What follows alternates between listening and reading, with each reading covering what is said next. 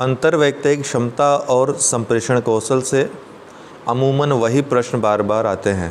थोड़ा सा आपके अंदर अगर समझने की, सोचने की क्षमता है तो ये प्रश्न बड़ी आसानी से हल हो जाते हैं। मतलब 30-35 आएंगे तो इसमें से आसानी से आप 25 प्रश्न कर लोगे, ये तय है। एक वीडियो कल हमने 5 प्रश्नों वाला दिया माध्यमादिका बहुलक का, उससे 5 प्रश्न आपके 4 से 5 प्रश्न फिक्स हो जाएंगे। वो वीडियो देख लीजिएगा, सीसेट का प्लेलिस्ट बना दिया है, उसी में सारे सीसेट के वीडियो आएंगे। हिंदी व्याकरण का एक ही वीडियो देंगे, आप लोगों के पास पहले से होगा, एक बार फिर से अपलोड कर देंगे, तो उसको देख लेंगे तो 20 में से 20 प्रश्न आपके सही हो जाएंगे। तो 20 प्रश्न वो यहाँ 25 प्रश्न हो जाएंगे और आपका जो है रीजनिंग थोड़ा बहुत हो जाएगा, ठीक है। 5 प्रश्न माध्यमादिका बहुलक के 4 से 5 ईज़िली आप पास हो जाओगे। बाकी अन्य प्रश्न वे इंग्लिश वगैरह के आते हैं, active passive, direct indirect, passage पे प्रश्न आता है, वो इजीली आप टैकल कर सकते हो। बड़े आसान, बहुत आसान होता है सीसेट क्वालिफाई करना, कोई मिला के बात यह है। लेकिन अगर गलती करेंगे 1/3 में तब फिर अच्छा करके भी आपका बुरा हो जाएगा, इसलिए ध्यान दे करके चलिए इस पूरे अभी तक के जितने प्रश्न पूछे गए हैं सॉल्व कर लेते हैं। संप्रेषण प्रक्रिया में संदेश रूपांतरण की सफलता की जांच की जा सकती है किसके द्वारा? प्रतिपुष्टि के द्वारा, कि संदेश रूपांतरण हुआ कि नहीं। हमने कोई बात कही और उसने प्रतिपुष्टि कर दी, हाँ मेरे तक पहुँची, तो ये संदेश रूपांतरण की सफलता कही जाएगी। ऐसा नहीं कि हमने संदेश दे दिया उस तक पहुँचा ही नहीं, और पहुँचा भी तो उसने देखा नहीं तो समझा नहीं। तो प्रतिपुष्टि जब तक नहीं होगी तब तक रूपांतरण की सफलता की जांच नहीं होगी, ठीक है। तो ये जो है संप्रेषण प्रक्रिया में संदेश, थोड़ा समझेंगे इन सब चीज़ों को ना, समझ विकसित करिए। कुल मिलाकर बात यह है, संप्रेषण प्रक्रिया में संदेश रूपांतरण की सफलता की जांच संदेश प्राप्तकर्ता के प्रतिपुष्टि द्वारा जांच की जाती है। संचारक मतलब जो संदेश देता है क्या देगा? संदेश देगा। ये देखिए एक वो है, क्या कहते हैं, क्रम है। तो संदेश किसी माध्यम से दिया जाएगा, वो माध्यम कोई कूट संकेतन के द्वारा अपनी बात पहुंचाएगा। संकेत वाचन संकेत को कहा जाना, कूट संकेतन के द्वारा अगर कूट संकेतन नहीं है तो कोई बात नहीं, लेकिन एक प्रक्रिया जो है उसमें कूट संकेतन माध्यम के बाद आता है। उसके बाद प्रापक जो प्राप्ति करता है उसके पास आएगा, और प्राप्तिकर्ता जब प्राप्त हो जाएगा उसको समझकर उसकी प्रतिपुष्टि करेगा। तो ये होता है पूरा। इस फिगर को आप याद रखेंगे, एक बार पूछा भी है, प्रेषक और अभिग्राही के बीच क्या चीज़ है जो डिस्टर्बेंस का काम करती है, ठीक है, जो संप्रेषण प्रक्रिया को कंप्लीट होने में बाधा पहुंचाती है। तो क्या है? शोर है, ऊपर शोर है। और क्या सफलता का द्योतक होता है? फीडबैक, प्रतिपुष्टि, ठीक है, अभिग्राही और प्रेषक के बीच। पार विभागीय समितियां रूप हैं किसका? पार्श्विक संप्रेषण का। किसका? पार विभागीय समितियां रूप हैं। जैसे एक जिले का डीएम है दूसरे जिले के डीएम से संपर्क कर रहा है, तो इसको क्या कहेंगे? पार्श्विक संप्रेषण कहेंगे। मतलब अपने समकक्ष, जैसे मान लीजिए वित्त विभाग है, गृह विभाग है, 2 विभाग हैं, 2 मंत्रालय हैं, वो आपस में जब संचार करते हैं, संप्रेषण करते हैं, इसको क्या कहेंगे? पार्श्विक संप्रेषण कहेंगे। तो पार विभागीय समितियां किसका रूप होती हैं? पार्श्विक संप्रेषण का रूप होती है। निम्नलिखित में से कौन सा शोर से संबंधित संप्रेषण में बाधा नहीं है? हमने अभी अब आपको बताया था कि शोर किस तरह से बाधा उत्पन्न करती है। तो कौन सा शोर संबंधी बाधा इनमें से नहीं है? तो द्विक आद्य प्रारूप, इसमें बाधा नहीं। बाकी सभी प्रत्यक्ष ज्ञानात्मक समस्याएं, मतलब अगर समझने में, समझाने में अगर नॉलेज संबंधी त्रुटि है। सूचना अधिभार, मतलब हमने कोई सूचना दे दिया और उसका भार सौंप दिया भैया कि वो समझे और उसका काम जाने, मतलब किसी हम हिब्रू भाषा में दे दी, अब उसको हिंदी आती है, हिंदी के अलावा कुछ आता नहीं है, लेकिन हमारी सोच के आधार पे हमने उस पर भार सौंप दिया है, सूचना अधिभार सौंप दिया है कि वो सूचना अपना जो है समझे और उस पर कार्रवाई करे। ये भी एक बाधा पहुंचाती है। सांस्कृतिक विभिन्नताएं, एक दूसरे की, हम हिंदी जानते हैं दूसरा तमिल जानता है, तो ये विभिन्नताएँ भी बाधा पहुँचाती हैं, ठीक है। द्विक आद्य प्रारूप इसमें बाधा में नहीं आता है। निम्नलिखित में से कौन सा संप्रेषण में पराभाषीय संकेत है? तो पराभाषी मतलब जो भाषा के थ्रू, जो मुख से निकले, पराभाषी संकेतक। तो इनमें कौन है? हाव भाव तो है नहीं, अंग विन्यास भी नहीं है, मुखाकृति अभिव्यक्ति नहीं। देखिए कितना सिंपल प्रश्न आता है। थोड़ा सा आप अगर ध्यान देंगे इन चारों ऑप्शंस में भी ना, तो आपको एक अलग ऑप्शन नज़र आएगा, स्वर संबंधी क्षेपण, ठीक है, तो स्वर जब निकालेंगे तो मुख का प्रयोग होगा ही होगा, तो सी वाला पराभासी संकेत है। किस प्रकार के संप्रेषण नेटवर्क में समूह के नेता के उद्भव की संभावना होती है लेकिन सदस्यों की तुष्टि निम्नतर होती है? ये चक्र प्रकार का संप्रेषण है। चक्र प्रकार में क्या होता है कि कोई व्यक्ति यहाँ पे संप्रेषण की बात, कोई बात शुरू कर रहा है, कोई सूचना दे रहा है मान लीजिए। अब यहाँ से बगल वाला है, इस तक सूचना गई, इसने उस सूचना को या उसी रूप में ग्रहण किया या किसी और रूप में इसने बगल वाले को सूचना दी।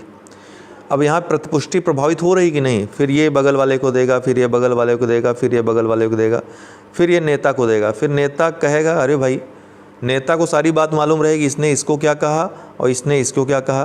तब जब इसके फ़ायदे वाली बात रहेगी तो स्वीकार कर लेगा, हाँ ठीक है यही मैंने कहा था। नुकसान वाली बात रहेगी तो कहेगा क्या भाई, हमने तो ये नहीं कहा था, तुमने क्या पहुंचा दिया ये।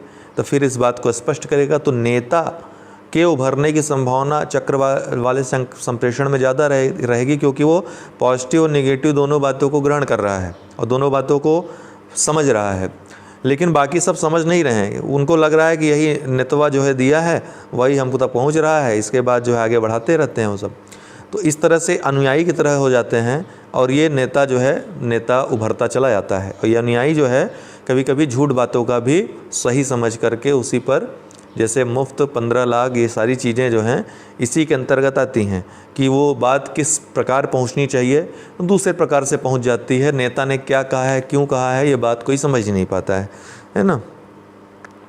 तो ये चक्र प्रकार का संप्रेषण होता है। देखिए किताबी भाषा में जाएंगे तो समझ नहीं पाएंगे, थोड़ा सा व्यवहारिक मैं समझा रहा हूँ। इन सब चीज़ों को समझिए, थोड़ा सा दिमाग लगाएंगे, आराम से ये प्रश्न हो जाते हैं। ये आपके लिए वरदान होता है कि इन सब प्रश्नों को थोड़ा सॉल्व कर लेंगे तो ईजिली आप पास हो जाएंगे। निम्नलिखित में से भार नहीं लेना है किसी प्रकार का। निम्नलिखित में से कौन सा ऊर्ध्वमुखी संप्रेषण में संगठनात्मक मौन का एक उदाहरण है? अब ये देखिए बहुत साधारण सी बात है, संगठनात्मक मौन या कर्मचारी मौन। कभी कभी क्या होता है, कर्मचारी कोई बात जानता रहता है संगठन के बारे में, लेकिन चूंकि उसके और जो उसका प्रबंधक है, नियोक्ता है, उसके बीच कुछ दूरी होती है, या फिर वो नहीं चाहता कि इस बात को इसको बताना चाहिए, इससे मेरा कोई फ़ायदा है नहीं, क्यों बताऊं मैं इनको। ठीक है, तो जानबूझकर या अनजाने में भी कभी कभी कुछ बातों को वो नेगलेक्ट कर देता है जो प्रबंधन के लिए, जो संगठन के लिए बहुत ज़रूरी होती हैं, या फिर फ़िल्टर करके दे देता है। यही बात यहाँ पर है, फ़िल्टरिंग, निस्पंदन, फ़िल्टर करके दे देता है। जितनी ज़रूरी बात जो उसको लगता है कि हाँ ये मुझे बतानी चाहिए उतना बता देता है, और हो सकता है कि उस ढंग से न बताए जिस ढंग से उसने ग्रहण की। हो सकता है उसको लगे कि हमारा अधिकारी बुरा मान जाएगा तो मुझे नौकरी से निकाल देगा। तो ये सब जो है संगठनात्मक मौन का एक उदाहरण है। ऊर्ध्वमुखी संप्रेषण में ऐसा कब होता है, जब कर्मचारी अपने अधिकारी से कोई संप्रेषण करता है, तब ये समस्या आती है। तो ये सी वाला राइट आंसर होगा। संगठनात्मक संप्रेषण में निम्नलिखित में से कौन सा अंतर्वैयक्तिक अवरोध नहीं है? संगठनात्मक संप्रेषण में कौन सा, अब आप लोग थोड़ा सोच विचार कर जवाब दीजिए, बड़ा आसान सा प्रश्न है।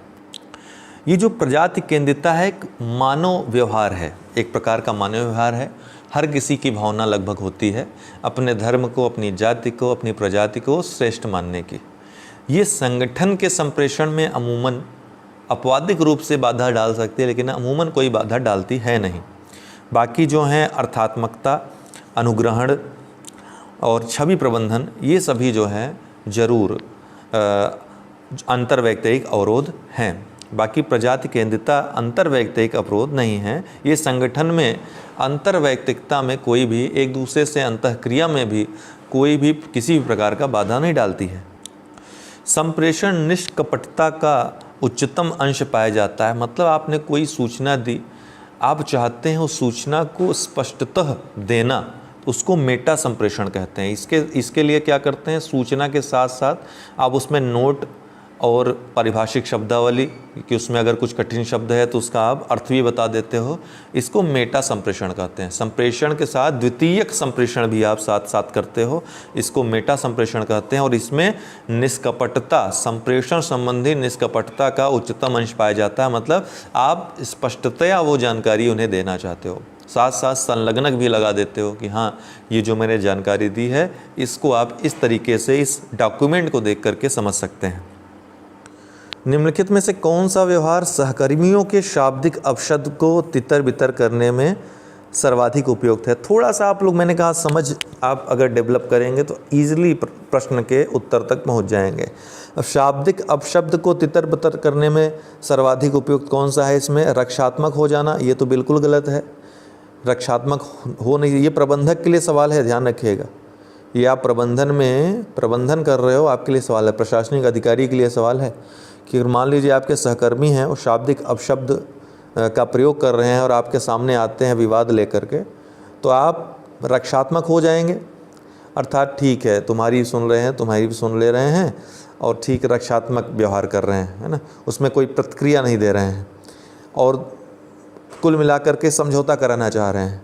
ठीक, फिर बाद में वही चीज़ होगी, वाद विवाद में पढ़ना। अब वाद विवाद में पढ़ रहे हैं, मतलब उससे उसकी जड़ कि कहाँ से ये शुरुआत हुई, तुम कहाँ से ये बात किए, तो इसमें क्या कर रहे हैं आप? नेगलेक्ट कर रहे हैं जो उन्होंने शाब्दिक अपशब्द कहे हैं। तीसरा क्या? हानिकारक भाषा को स्वीकार करने से इनकार। इसका सीधा अर्थ है शाब्दिक अपशब्द से, सीधा अर्थ, इसका सीधा संबंध है यहाँ से, तो सी वाला राइट आंसर हो जाएगा। आक्रामक देह भाषा बनाए रखना, डांट कर भगा देना, ये सब चीज़ें उस चीज़ को और ज़्यादा बढ़ावा देंगी, कम नहीं करेंगी। और आप जब स्वीकार करने से इनकार करेंगे हानिकारक भाषा से, तो जिसकी गलती रहेगी वो भी और जिसकी गलती नहीं रहेगी वो भी, दोनों ही लोग फिर ये मामला लेकर के शाब्दिक अपशब्द जैसी कोई बात आपके सामने या प्रबंधन में नहीं करेंगे। आप साफ साफ कह दोगे कि इस तरह के अपशब्द प्रबंधन में स्वीकार नहीं किए जाएंगे, तो उसके बाद ये तितर बितर हो जाएंगे, शाब्दिक अपशब्द वाली जितनी भी चीज़ें रहेंगी। सामीप्य प्रोक्सेमिक्स संबंधित है। अब यहाँ पे सामीप्य प्रोक्सेमिक्स संबंधित है, तटस्थ संप्रेषण से एक दिशोन्मुख संप्रेषण से, शाब्दिक संप्रेषण से अशाब्दिक संप्रेषण।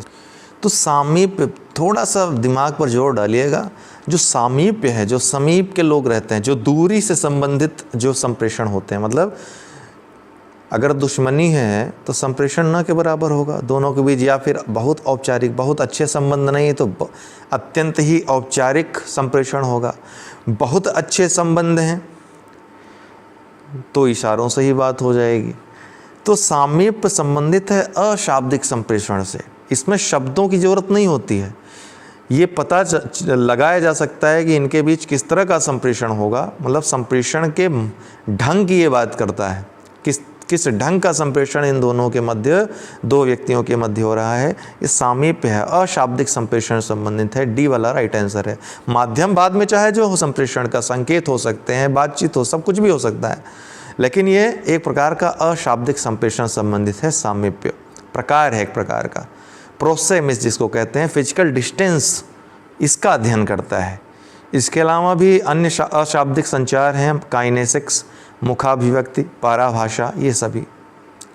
ये तो लगभग हर बार प्रश्न आता है। प्रभावी अंतर्वैयक्तिक संप्रेषण का मुख्य तत्व क्या है? सक्रिय श्रवण, सही से सुनेंगे तभी उसको प्रतिक्रिया सही ढंग समझ पाएंगे और प्रतिक्रिया कर पाएंगे, संपुष्टि कर पाएंगे। तो सी वाला राइट आंसर है। निम्नलिखित में से कौन सा संगठनात्मक पारिस्थितिकी से संबंधित है? संगठन की पारिस्थितिकी में कौन सा इसमें आता है? तो पार्श्विक संप्रेषण एक प्रकार का संगठनात्मक पारिस्थितिकी है। पार्श्विक संप्रेषण इसलिए है संगठनात्मक पारिस्थितिकी से संबंधित कि इसी पर सब कुछ निर्भर करता है। मान लीजिए जंगल में दो शेर हैं और दोनों शेरों के मध्य अगर नहीं बन रही है, दोनों दुश्मन है, तो पूरा जंगल फिर ये जो है कहेगा आज तुमने 4 का शिकार किया है, आज मैं 5 का शिकार करूँगा, आज तूने 10 का शिकार किया, मैं पूरा जंगल ही खा जाऊँगा। तो इस तरीके से पूरा संगठन ही विध्वंस हो जाएगा।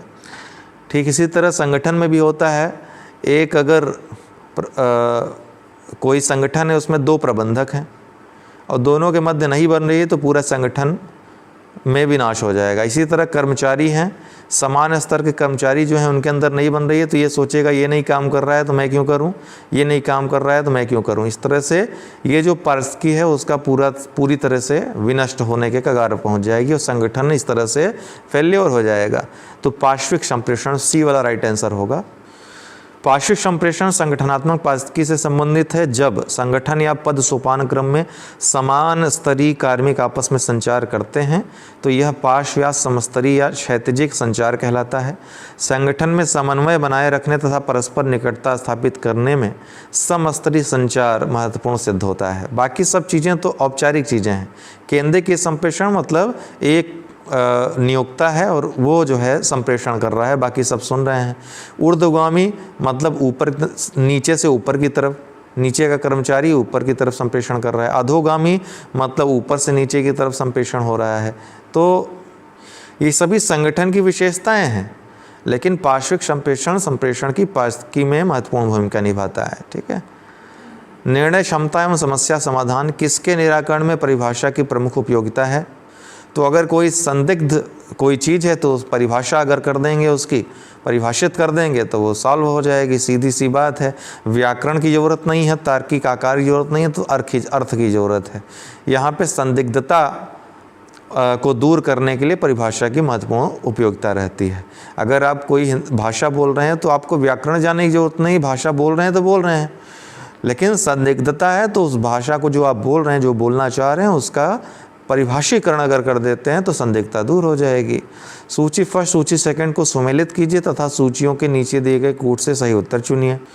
अब यहाँ पे आपको बहुत आसान ये प्रश्न था और इसी तरह के प्रश्न आते हैं, आप लोग देख कर डर जाते हो, पता नहीं क्यों।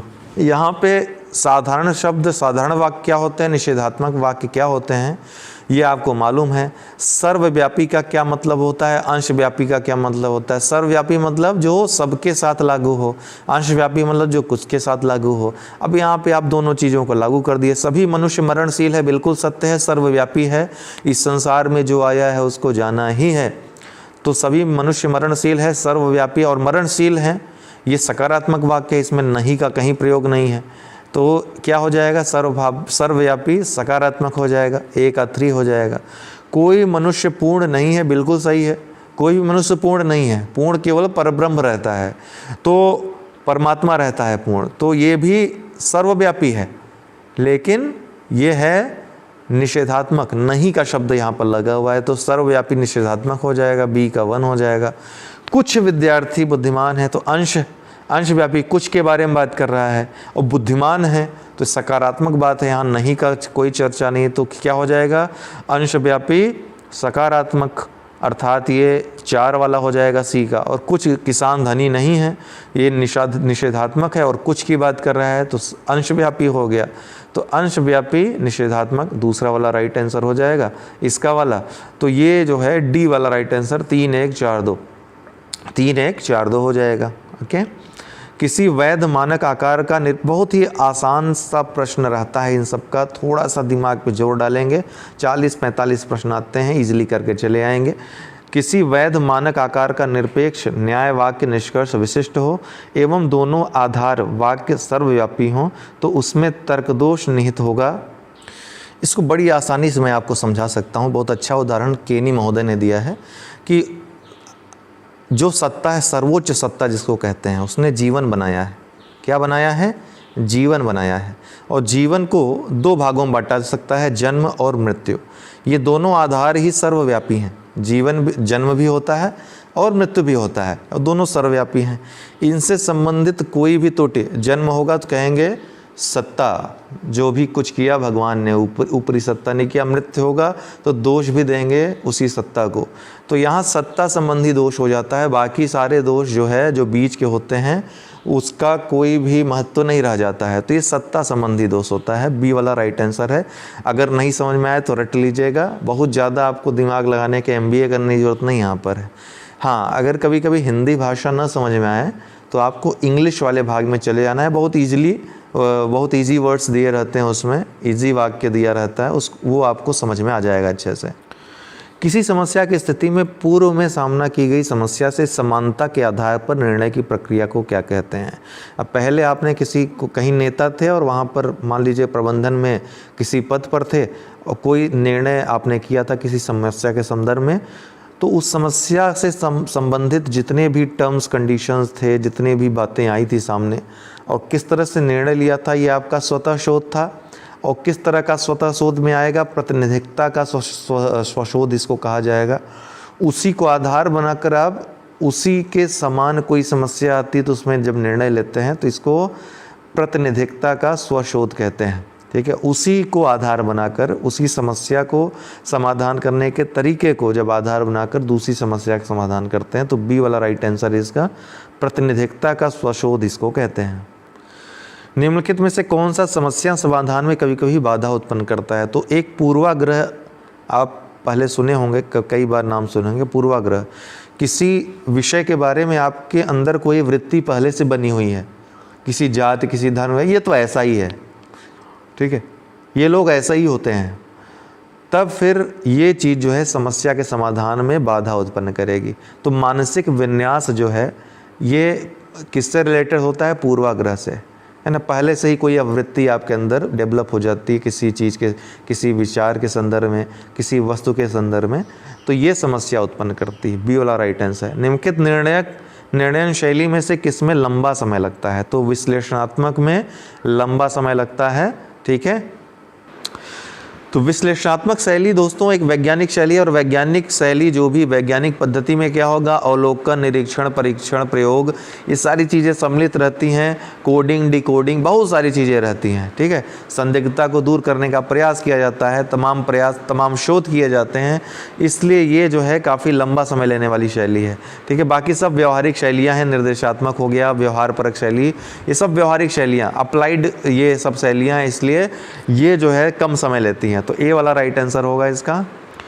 निर्णय लेने के संदर्भ में फ्रेमिंग प्रभाव निम्नलिखित में से किसका उल्लेख करता है? तो फ्रेमिंग प्रभाव जो है विकल्पों की प्रस्तुति का ढंग विकल्प के चयन को प्रभावित करता है, तो इसका उल्लेख करता है। विकल्पों की प्रस्तुति का क्या तरीका है, ये विकल्प के चयन को प्रभावित करता है। ठीक है, ये चीज़ आपकी परीक्षा में भी लागू होती है। एग्ज़ाम में जो पेपर बनता है तो विकल्प अगर एकदम आसान दे दिए तो आप आराम से जो सही विकल्प है चुन लोगे, है ना। विकल्प इस तरीके के दे दिए कि आप एलिमिनेट कर दे रहे हो 3 को आसानी से, तो चौथा विकल्प आप इजीली चुन लोगे। विकल्प ऐसा दे दिया कि 0.05, 0.04, 0.03, तब वहाँ पर आप उलझ जाओगे। और भी ज़्यादा टफ दे दिया 0.53, 0.52, 0.51, 0.54, इस तरीके से दे दिया तो आप और उलझ जाओगे। तो विकल्पों की प्रस्तुति का ढंग विकल्प के चयन को प्रभावित करता है। किसी उच्च संसक्त समूह के, मतलब ऐसा समूह जो पूरी तरह संगठित है, सदस्यों के समालोचनात्मक मूल्यांकन परक निर्णयन क्षमताओं के नष्ट हो जाने की प्रवृत्ति क्या कहलाती है? समूह सोच कहलाती है। मतलब एक व्यक्ति की सोच जो है वो पूरे समूह की सोच है। जब ऐसा हो जाता है तो सही गलत कुछ भी हो, सब एक जैसी सोच रखते हैं, सबकी एक समान विचार हो जाते हैं, सबके एक समान पूर्वाग्रह हो जाते हैं, जो मूल्यांकन परक निर्णय क्षमताओं को नष्ट हो जाने की प्रवृत्ति कहलाती है। ठीक है, समूह ध्रुवीकरण होगा तो 2 ग्रुप बंट जाएंगे और ये अपने विचार रखेंगे, ये अपने विचार रखेंगे, और वाद विवाद से एक नया विषय सामने आएगा जो कि संशोधित होगा, सबको सर्वमान्य होगा। दृढ़ता परकता, किसी में दृढ़ता परकता होगी तो कोई व्यक्ति फिर उसका विरोध करेगा, प्रतिरोध करेगा, इससे भी एक नया विचार जन्म लेगा, कुछ संशोधित होगा, सर्वमान्यता टाइप का होगा। संज्ञानात्मक असंवादिता, तो अब यहाँ देखिए संज्ञानात्मक असंवादिता का अर्थ समझिएगा। संज्ञानात्मक असंवादिता का मतलब होता है जहाँ पर ज़रूरत, एकदम व्यवहारिक तरीके समझिए कि जहाँ पर ऐसा लगे कि हमको विरोध करना चाहिए किसी चीज़ का, तो वहाँ पर आप चुप हो जाते हो बोलने के स्थान पर। ठीक है, तो व्यक्ति सामने वाले समझ जाते हैं कि ज़रूर कोई ना कोई बात है, कोई ना कोई ऐसी बात है जो ये हमारे बीच का जो सबसे बढ़िया ज्ञानी व्यक्ति है ये चुप बैठा हुआ है। तब फिर लोग उससे विचार जानने को आते हैं कि भाई क्या ऐसी बात है, तब वो अपनी बात को लोगों के सामने अच्छे ढंग से, अच्छे तरीके से रखता है और समझाता है कि नहीं ऐसा नहीं, ऐसा होना चाहिए। तो इसको संज्ञानात्मक असंवादिता कहते हैं। तो ये तीनों चीज़ें तो इसमें नहीं आएंगी, निर्णय क्षमताओं को नष्ट नहीं करेंगी। ठीक है, सही या गलत कर सकती नष्ट, लेकिन समूह सोच जब हो जाएगी तो ये निर्णय क्षमताओं को नष्ट करेगी। निर्णयन की वह शैली जो सभी को प्रसन्न रखने में अत्यधिक संबंधित है तो व्यवहार परक शैली है। सी वाला राइट आंसर है, जिसमें औपचारिकता न के बराबर रहती। तो अनौपचारिक जब संबंध रहेंगे तो ये निर्णय की सबसे ज़्यादा सबको प्रसन्न करने वाली शैली कहलाएगी। हाँ भैया हमसे भी बात कर रहे हैं, चलो इनको जो है थोड़ी हेल्प ही कर लेते हैं। तो सबको प्रसन्न रखने की से अत्यधिक संबंधित है व्यवहारपरक शैली। सी वाला राइट आंसर है। निम्नलिखित में से कौन सा निर्णय के परिणामों की संभाव्यता के अनुमान का नियम नहीं है? देखिए ये परिणामों के संभाव्यता का अनुमान ये शोध का विषय है। ये क्या है? शोध का विषय है, जिसमें आपका अवलोकन, निरीक्षण, परीक्षण, उपलब्धता, समायोजन, प्रतिनिधिकता, ये सभी चीज़ें आती हैं। ठीक है, प्रतिनिधि तथ्य जो होता है वो सभी तथ्यों का क्या करता है? प्रतिनिधित्व करता है। हमने आपको बताया है प्रतिचयन का तरीका। ठीक है, तो सैंपलिंग का तरीका मतलब कोई अगर समूह है, उनमें से कोई मान लीजिए 100 व्यक्ति रह रहे हैं, 100 व्यक्ति में से 4 ऐसे व्यक्ति को लीजिए जो सभी समूह पूरे इस समूह का पूरे 100 व्यक्तियों का प्रतिनिधित्व करते हों, इन चारों के अंदर ये सारी विशेषताएं मौजूद हों। इसको सैंपलिंग कहते हैं, प्रतिचयन कहते हैं, प्रतिनिधिकता कहते हैं। तो ये तीनों तो हैं, लेकिन उपयोगिता का आकलन इसके अंतर्गत नहीं आता। ए वाला राइट आंसर है। अब यहाँ पे फिर से आ गई आत्मा अमर होने वाली बात। वैध मानक आकार के निरपेक्ष न्याय वाक्य में यदि मुख्य पद निष्कर्ष में व्याप्त है तो उसे व्याप्त होना होगा। आत्मा अजर अमर है, आत्मा मर नहीं सकती, ये मुख्य निरपेक्ष वाक्य है। तो ये आत्मा जो है किस में व्याप्त होगी? नयनम छद्दंत शस्त्राणि नयनम दहति पावकः, तो किस में व्याप्त होगी? मुख्य आधार वाक्य में। तो मुख्य आधार वाक्य क्या, उसमें क्या रहेगा? ये आत्मा अमर है, आत्मा मर नहीं सकती, ये उसमें व्याप्त होगी। सी वाला राइट आंसर है। प्रसंभाव्यता गुण है, इससे आकलन किसी चीज़ का किया जाता है। तो ये किसका गुण है? हमने आपको बताया ये एक जो शोध है उसका गुण है। तो शोध, इनमें से शोध का गुण कौन सा है? आगमनात्मक युक्ति, आगमन किया जाता है। ठीक है, निर्णय लेने के लिए। ठीक है, तो ये कई जो है तथ्य आंकड़े जुटाए जाते हैं जिनका आगमन पद्धति के द्वारा निष्कर्ष पे निकला जाता है। तो ए वाला राइट आंसर होगा इसका। निम्नलिखित में से किन निर्णयकर्ताओं में समस्याओं के सृजनात्मक समाधान खोजने की अच्छी प्रवृत्ति पाई जाती है? अब यहाँ देखिए, समझिएगा चारों ऑप्शंस को। निर्देशात्मक शैली मतलब जो निर्देश दिया गया है, जिस प्रकार का कहा गया है कि इसी तरह से आप निर्णय लोगे। ठीक है, तो ये जो है सृजन का इसमें कोई चांस नहीं रहता है, नवाचार का कोई चांस नहीं रहता है। विश्लेषणात्मक शैली में जो कुछ विश्लेषण किया, शोध किया, जो आंकड़े मिले उसी के आधार पर निष्कर्ष निकाल दिया। यहाँ पे भी जो चिंतन है उसकी संभावना कम रहती है।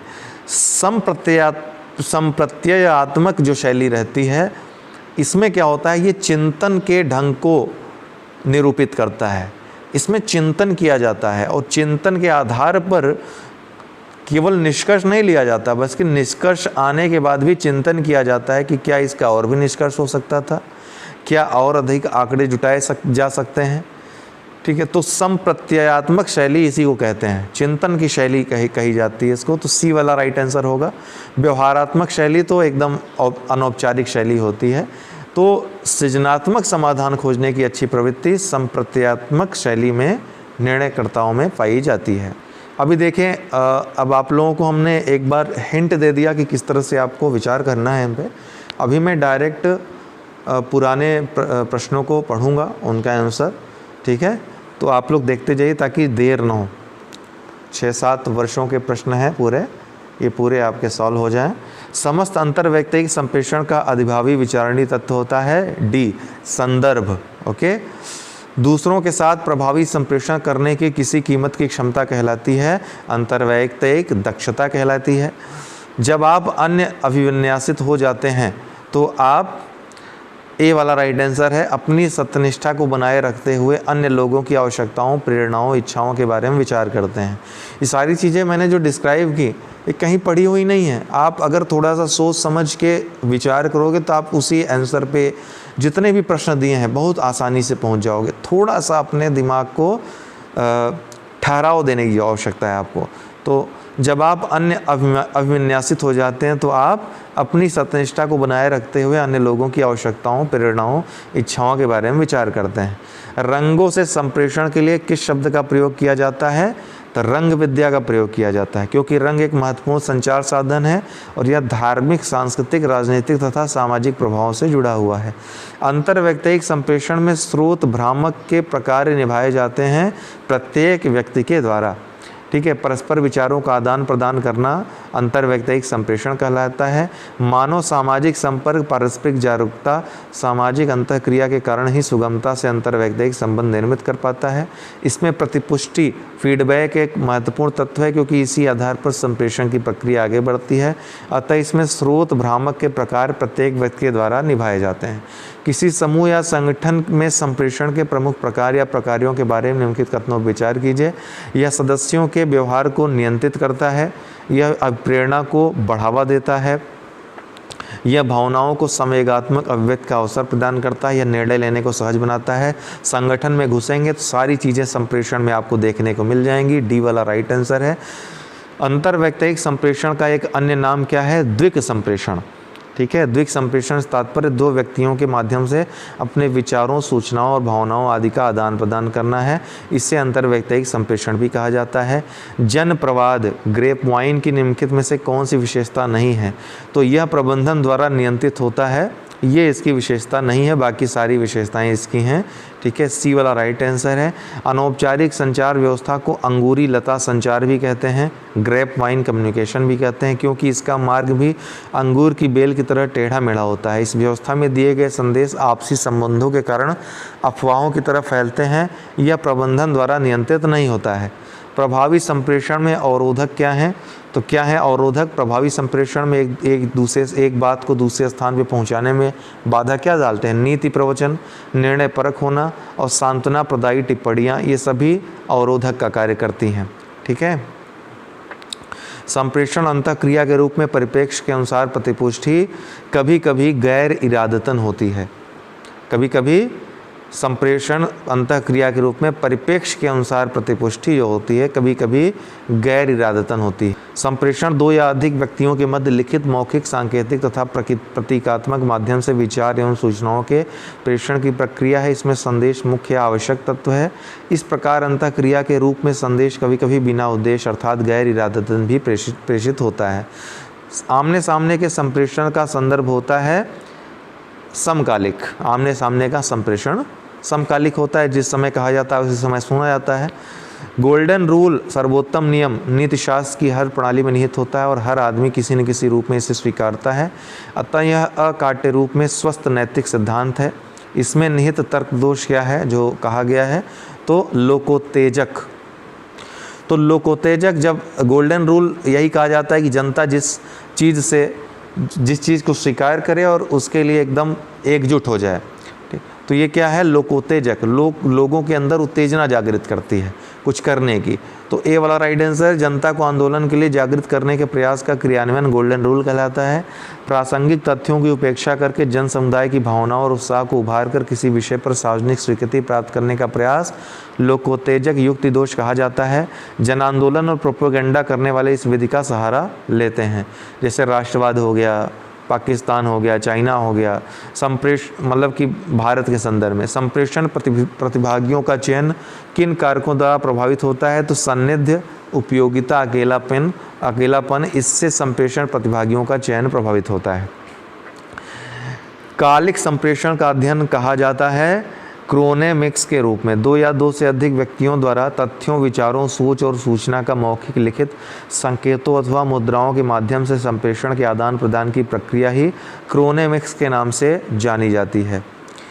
वह नया छात्र कहता है कि मैं उसका प्रिय प्राध्यापक हूँ, उसकी बात अवश्य ही सत्य होगी, मतलब उसकी बात को सत्य मान लेना। हो सकता है वो चाटुकारिता कर रहा हो और अंदर ही बाहर आपको गाली देता हो, क्योंकि कोई विद्यार्थी अपने प्रिय अध्यापक से झूठ नहीं बोलता। गद्यांश में निहित तर्क दोष क्या है?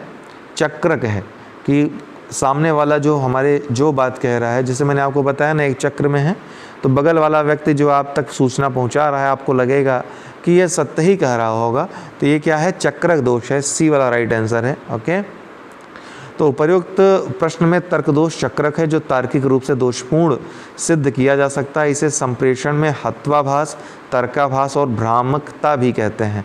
निर्णय क्षमता एवं समस्या समाधान के प्रश्न। निर्णय लेने का पहला चरण क्या होता है? विशिष्ट लक्ष्यों को स्थापित करना। तो निर्णय लेना एक संज्ञानात्मक प्रक्रिया के रूप में माना जाता है जिसके परिणाम स्वरूप विश्वास या अन्य वैकल्पिक संभावनाओं के मध्य एक चुनाव किया जाता है। निर्णय लेने का प्रथम चरण विशिष्ट लक्ष्यों को स्थापित करना होता है। निम्नलिखित में से कौन सा समूह सदस्यों द्वारा प्रभावी निर्णय निर्माण के संदर्भ में हानिकारक हो सकता है? तो चरम संशक्तिशीलता। किसी भी व्यक्ति से अगर चरम संशक्तिशीलता है तो आप अच्छा निर्णय, प्रभावी निर्णय, निष्पक्ष निर्णय नहीं ले पाएंगे। तो ए वाला राइट आंसर है। एक ऐसा सामूहिक प्रयास जो वैकल्पिक विचार उत्पन्न कर एक प्रबंधक को समस्या का समाधान करने में सहायता करता है कहलाता है बुद्धियोत्तेजक। तो बुद्धिशीलता या बुद्धियोत्तेजक एक समूह सृजनशीलता का तकनीक है जिसके द्वारा सदस्यों के सहज योगदान द्वारा प्रस्तुत विचारों की सूची बनाकर किसी विशिष्ट समस्या के लिए निष्कर्ष निकालने का प्रयास किए जाते हैं। हो सकता है किसी का निष्कर्ष हमसे भी अच्छा हो, हमारी सोच से भी अच्छा हो। जटिल समस्याओं की स्थिति में समूह निष्पादन उच्चतर होता है विकेंद्रीकृत नेटवर्क में। जैसे विकेंद्रीकृत नेटवर्क है उसमें निष्पादन उच्चतम होता है, इसीलिए हमने लोकतांत्रिक विकेंद्रीकरण को बढ़ावा दिया है ताकि गांव स्तर तक विकास कार्यों को पहुंचा सकें। तो डी वाला राइट आंसर है। निम्नलिखित निर्णय शैली में से किसमें अस्पष्टता के लिए निरंतर सहनशीलता पाई जाती है? तो निर्देशात्मक शैली में। ठीक है, अस्पष्टता के लिए निरंतर सहनशीलता पाई जाती है, मतलब जो कह दिया स्पष्ट नहीं है तो भी उसी रूप में लागू कर दिया। कुल मिला के बात यही है। ये तमाम शैलियाँ आप जूम करके एक बार पढ़ लीजिएगा। ठीक है,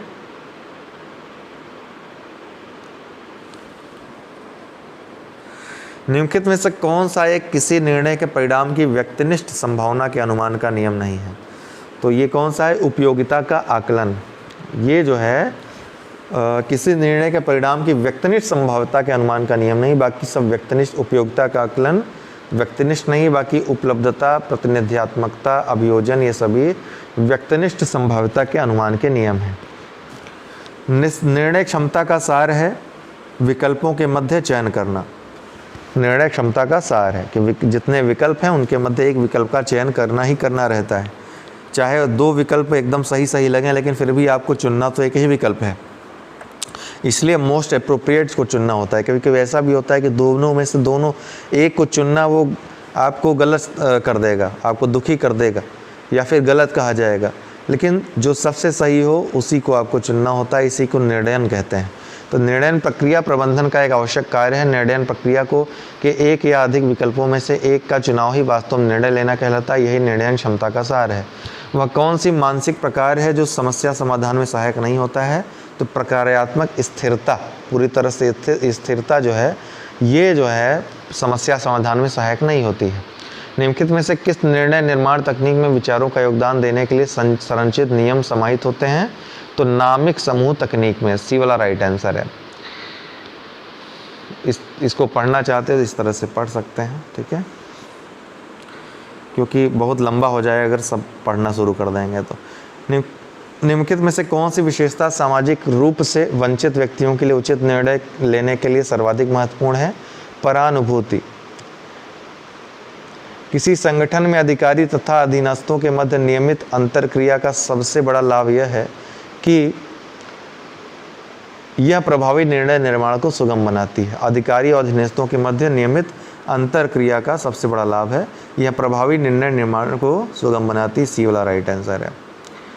निम्नलिखित में से कौन सा संप्रेषण प्रक्रिया का अंग नहीं है? तो जीवन, मूल्य एवं दृष्टि ये संप्रेषण प्रक्रिया का अंग नहीं है।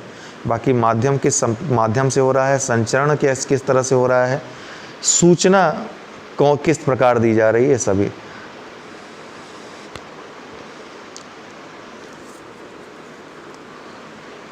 चाहे तो पढ़ सकते हैं एक बार। ठीक है, हालांकि हम ये पूरा PDF आपको शेयर कर ही देंगे, देख लीजिएगा। उच्च अनुरूपता समूह के लिए किए गए अतार्किक निर्णय कहलाते हैं समूह सोच। क्या कहलाते हैं? समूह। इसको इसके पहले भी आ चुका है, ये देखे थे हम लोगों ने देखा ही था। निर्णय आप लोग चाहें तो इसको एक बार देख सकते हैं। ठीक है, लेकिन हमने जिस तरह से समझाया वो ज़्यादा उचित तरीका है, व्यावहारिक तरीका। निर्णय लेने की कौन सी पद्धति सर्वाधिक उपयोगी है? तो दृढ़ता परख जो तो इनमें से दृढ़तापरक जो पद्धति है सर्वाधिक उपयोगी है निर्णय लेने के लिए। निम्नलिखित में से कौन सा कक्षागत संप्रेषण में सम्मिलित नहीं है? तो अप्रत्यक्ष संप्रेषण जो है, कक्षागत संप्रेषण जो होता है आमने सामने का संप्रेषण होता है, तो ए वाला राइट आंसर है। ठीक है।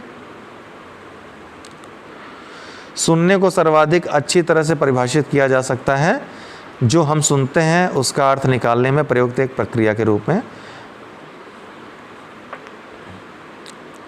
प्रतिक्रिया देने से आप क्या समझते हैं? तो एक संदेश के प्रति अपनी समझ की पुष्टि करना, मतलब हमने कुछ सुना है उसके प्रति हम प्रतिपुष्टि कर रहे हैं, यही हमारी प्रतिक्रिया है।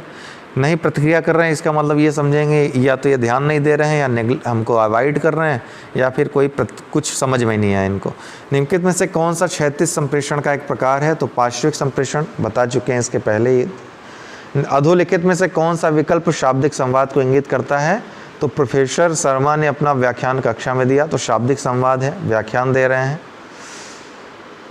किस उद्देश्य हेतु वृत्ताकार संचार सर्वाधिक उपयुक्त है? तो सदस्य संतुष्टि के लिए वृत्ताकार संचार सर्वाधिक उपयुक्त होता है। ठीक है। निम्नलिखित में से कौन सा एक संप्रेषण का रूप नहीं है? तो मनोरंजक उपन्यास पढ़ना ये संप्रेषण का रूप नहीं, बाकी साक्षात्कार, संवाद, सामाजिक अंतःक्रिया, ये संप्रेषण हमेशा दो लोगों में कम से कम होगा, ध्यान रखिएगा। बी वाला राइट आंसर है। हाव भाव द्वारा संप्रेषण संबंधित है काइनेसिक्स से, ये पिछला प्रश्न ही जो हम लोगों ने देखा था। ठीक है, ये एक बार पढ़ लीजिएगा पूरा, जूम करके देख लीजिए।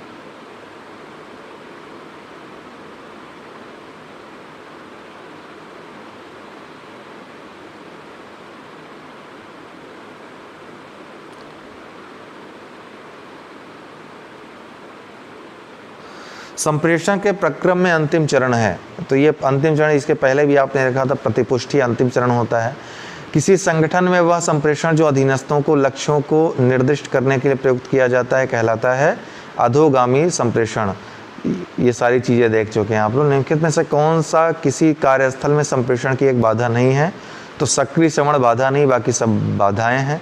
बहुत आसानी से सब सवाल आप लोग कर सकते हैं। प्रेमचंद का प्रत्येक उपन्यास एक दिन में पढ़ा जा सकता है, इसलिए प्रेमचंद के सभी उपन्यास एक दिन में पढ़े जा सकते हैं। इसमें निहित तर्क दोष है संग्रह, है ना, संग्रह।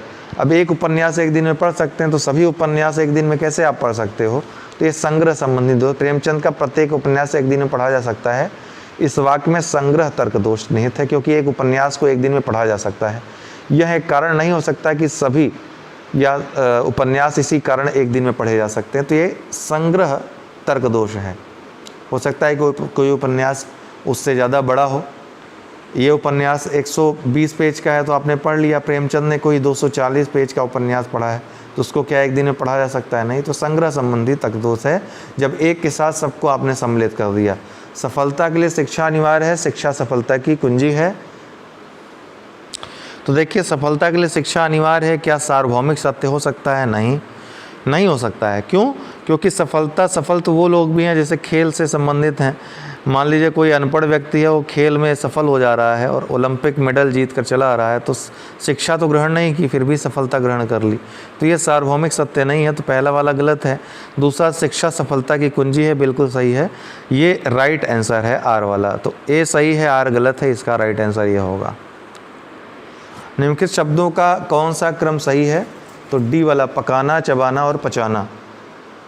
ध्यान रखिएगा, अनिवार्य यहाँ पे शब्द जुड़ा हुआ है, इसीलिए काफ़ी लोगों को लगेगा कि नहीं ये तो सही है, बिना शिक्षा के सफलता कैसे प्राप्त। यहाँ अनिवार्य शब्द जुड़ा है, मतलब सफलता तभी मिलेगी जब शिक्षा ग्रहण होगी, शिक्षा प्राप्त करेंगे, तो ये ऐसा कुछ जरूरी है नहीं। बहुत लोग गायक भी हैं बहुत सारे जो अनपढ़ रहे हैं, कुछ भी पढ़े नहीं हैं, ठीक है, फिर भी तो वो बहुत ज़्यादा सफल रहे हैं। एक्टिंग में बहुत सारे जो लोग हैं वो सफल रहे हैं। तो शिक्षा जरूरी नहीं है, अनिवार्य नहीं है। जरूरी तो है, अनिवार्य नहीं है। महत्वपूर्ण है, अनिवार्य नहीं है। निम्नलिखित शब्दों का कौन सा क्रम सही है? तो ये तो बड़ी आसानी से कर लेंगे, ठीक है।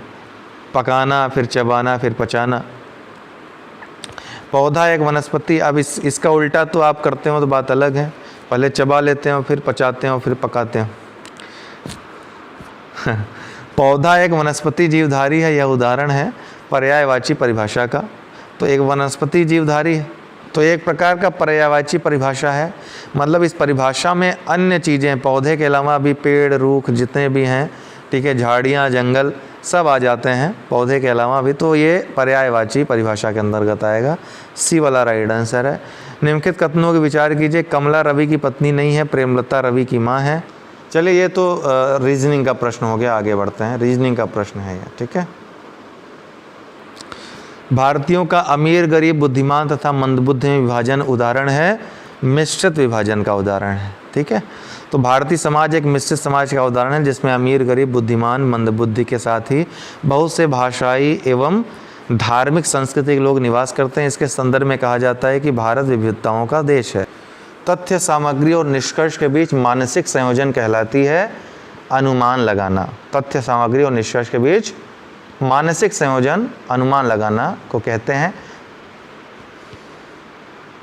चयनों को संकुचित करने में प्रयुक्त प्रविधियों की प्रक्रिया कहलाती है निर्णय लेना। निम्नलिखित में से किस संप्रेषण अंतःक्रिया में हमें अवश्य ध्यान देना चाहिए कि हमें क्या करना चाहिए? नियामक नियम। संप्रेषण अंतःक्रिया में हमें अवश्य ध्यान देना चाहिए कि हमें क्या करना चाहिए।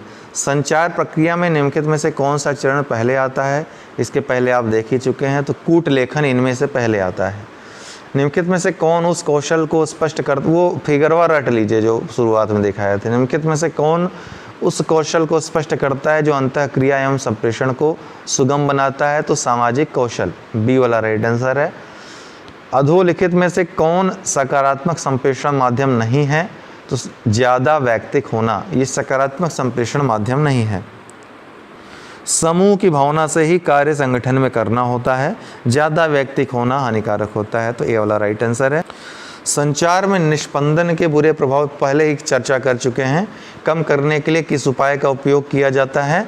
तो लघु परिधिकरण का। संचार में निष्पंदन के बुरे प्रभाव को कम करने के लिए लघु परिधिकरण के उपाय को प्रयोग किया जाता है। इसमें नज़दीकियाँ घटाई जाती हैं, ठीक है। जो केंद्रक है इससे नज़दीकी जब बढ़ेगी, परिधि जब बढ़ेगी, तो निष्पंदन जो है का दुष्प्रभाव होगा, और दूर करना होगा तो सबको नज़दीक लाना होगा, ठीक है। तो ये जो है राइट आंसर लघु परिधिकरण।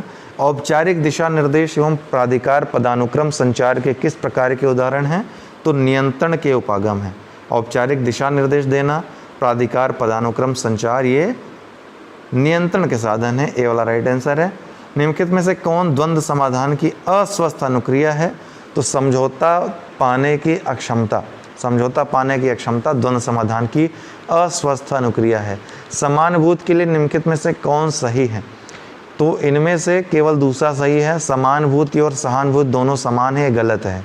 सहानुभूत मतलब आपने कोई गरीब देखा, उसकी 10 रुपये देकर 50 रुपये देकर मदद कर दी, है ना, उसने ये मदद कर दी, चलो हम कुछ पुण्य कर दे रहे हैं। लेकिन फिर दूसरा व्यक्ति आया, उसने गरीब को देखा, उसके कष्ट को अनुभव किया, इसको कहेंगे परानुभूति या समानुभूति कहेंगे। उसके समान अनुभूति की। कोई दिव्यांग व्यक्ति देखा, उसके समान अनुभूति की, अरे कैसे चलता होगा, कैसे इसको कितनी कठिनाई होती होगी।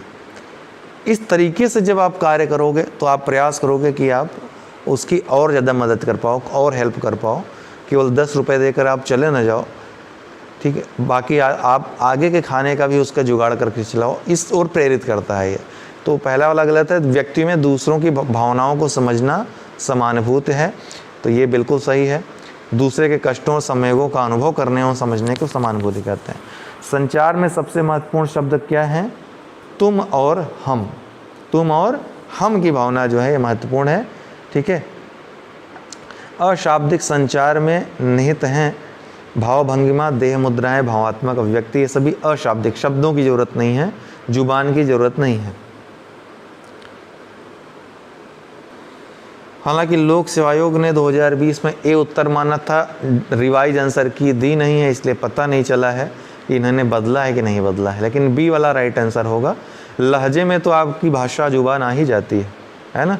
अंतर्वैयक्तिक शब्दों में किसमें अधिक समय लगता है? तो विश्वास बनने में अधिक समय लगता है अंतर्वैयक्तिक संबंधों में, तभी औपचारिक से अनौपचारिक रिलेशन कायम रहता है।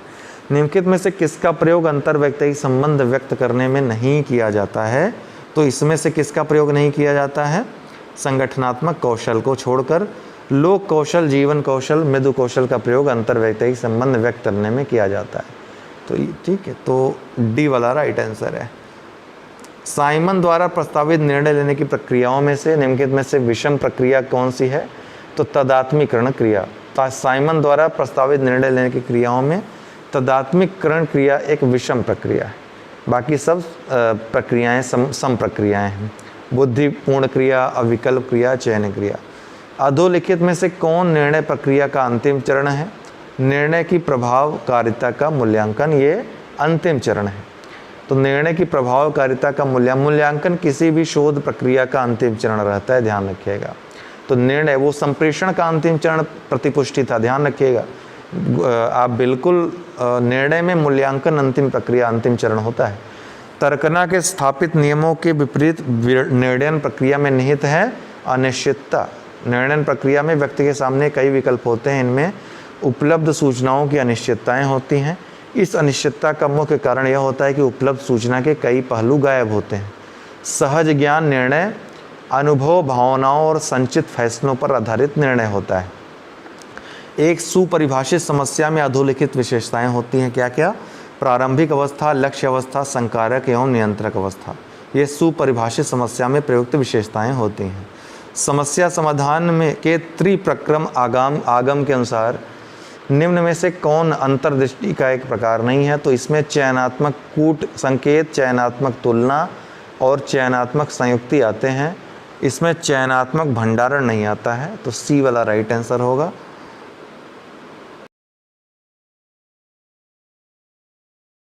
कौन सा है ये बताता जाऊंगा ताकि वीडियो जल्दी खत्म हो जाए, ज्यादा देर न लगे आपको।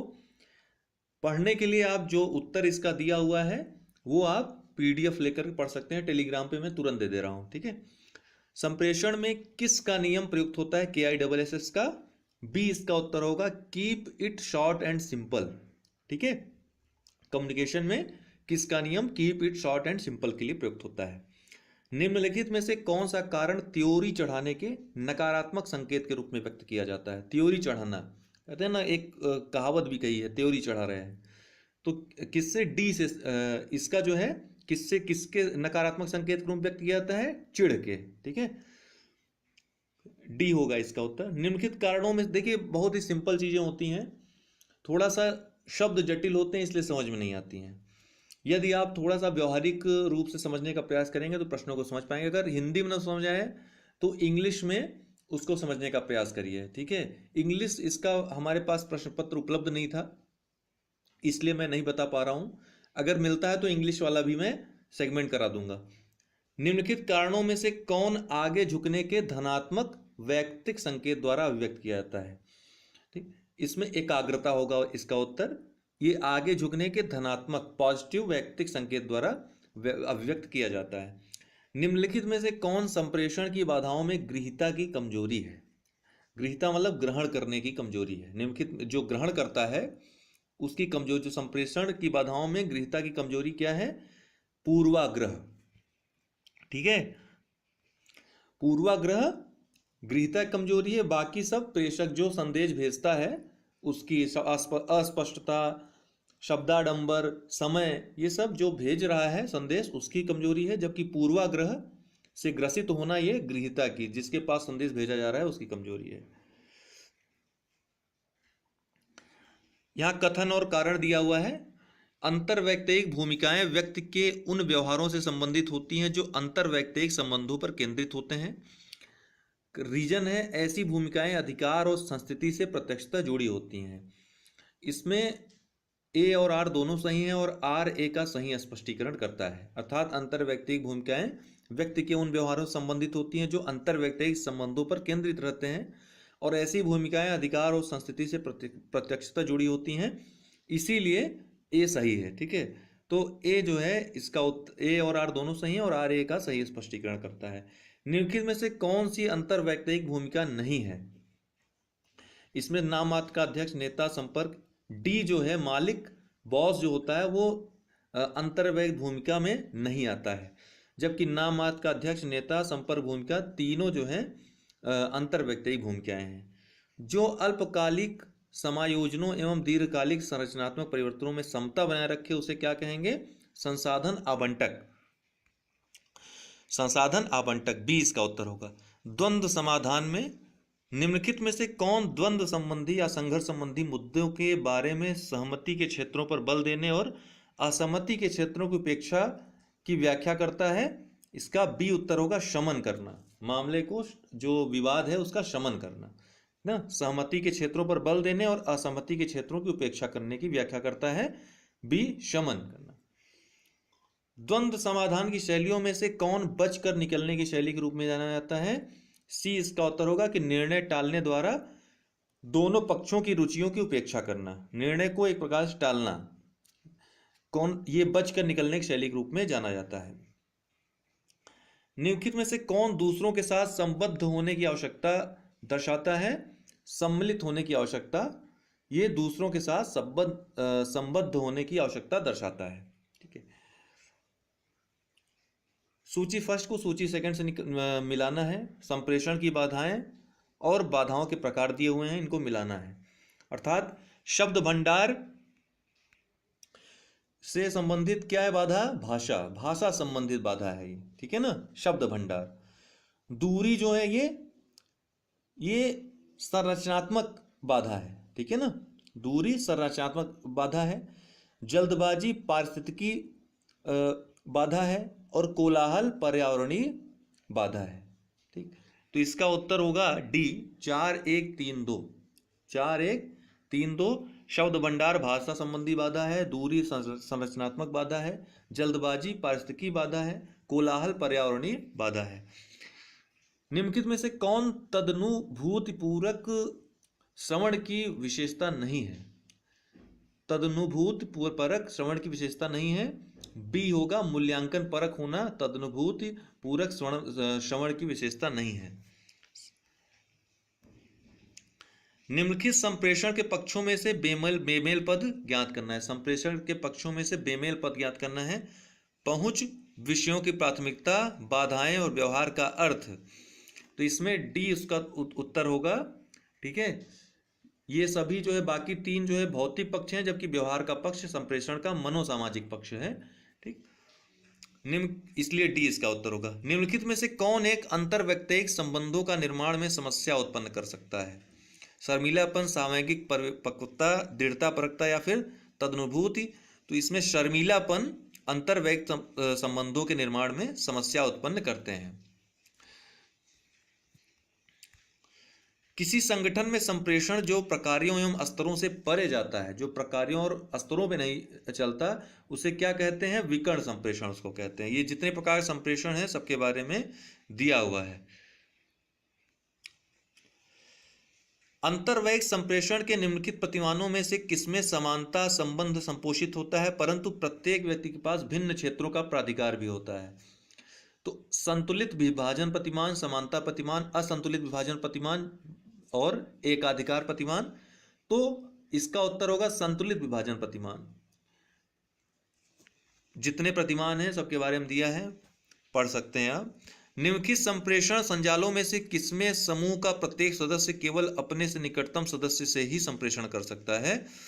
तो चक्र, वाई, वृत्त या श्रृंखला में। तो श्रृंखला संजाल में समूह का प्रत्येक सदस्य केवल अपने से निकटतम सदस्य से ही संप्रेषण कर सकता है, अन्य से नहीं। ठीक, तो श्रृंखला संजाल इसका सी उत्तर होगा।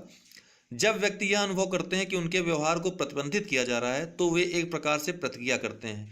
इस प्रतिक्रिया को क्या कहा जा सकता है? मनोवैज्ञानिक प्रतिघात। एक बार फिर, जब व्यक्ति यह अनुभव करते हैं कि उनके व्यवहार को प्रतिबंधित किया जा रहा है तो वे एक प्रकार से प्रतिक्रिया कर उस प्रतिबंध के खिलाफ प्रतिक्रिया करते हैं, जिसको मनोवैज्ञानिक प्रतिघात कहा जाता है। संप्रेषण के प्रक्रम में प्रथम चरण क्या होता है? कूट संकेतन प्रथम चरण होता है। ये दिया हुआ है। संप्रेषण के प्रक्रम के विभिन्न चरण निम्न प्रकार हैं: प्रेषक, फिर कूट संकेतन, फिर संदेश, फिर विसंकेतन ग्रहण। ठीक, तो इनमें से पहला क्या होगा? कूट संकेतन पहला चरण होगा। ठीक है, प्रेषक हालांकि पहला होता है। प्रेषक सबसे पहले क्या करेगा? कूट संकेतन करेगा, फिर संदेश, फिर विसंकेतन ग्रहण, जो ग्रहण करेगा विसंकेत डिकोडिंग के द्वारा जो है इसको ग्रहण करेगा। ठीक है। निम्नलिखित में से कौन सा कौशल किसी के साथ निकट मित्रता को बनाए रखने में सहायक होता है? बी इसका उत्तर होगा स्वैच्छिक रूप से आवश्यकता पड़ने पर सहायता करना। ये कौशल किसी के साथ निकट मित्रता को बनाए रखने में सहायक होता है। निम्नलिखित कथनों विचार करें। लोग और उनकी समस्याएं विलक्षण होती हैं। सक्रिय श्रवण उस व्यक्ति को जिसे सुना जा रहा है कुछ संप्रेषित करता है।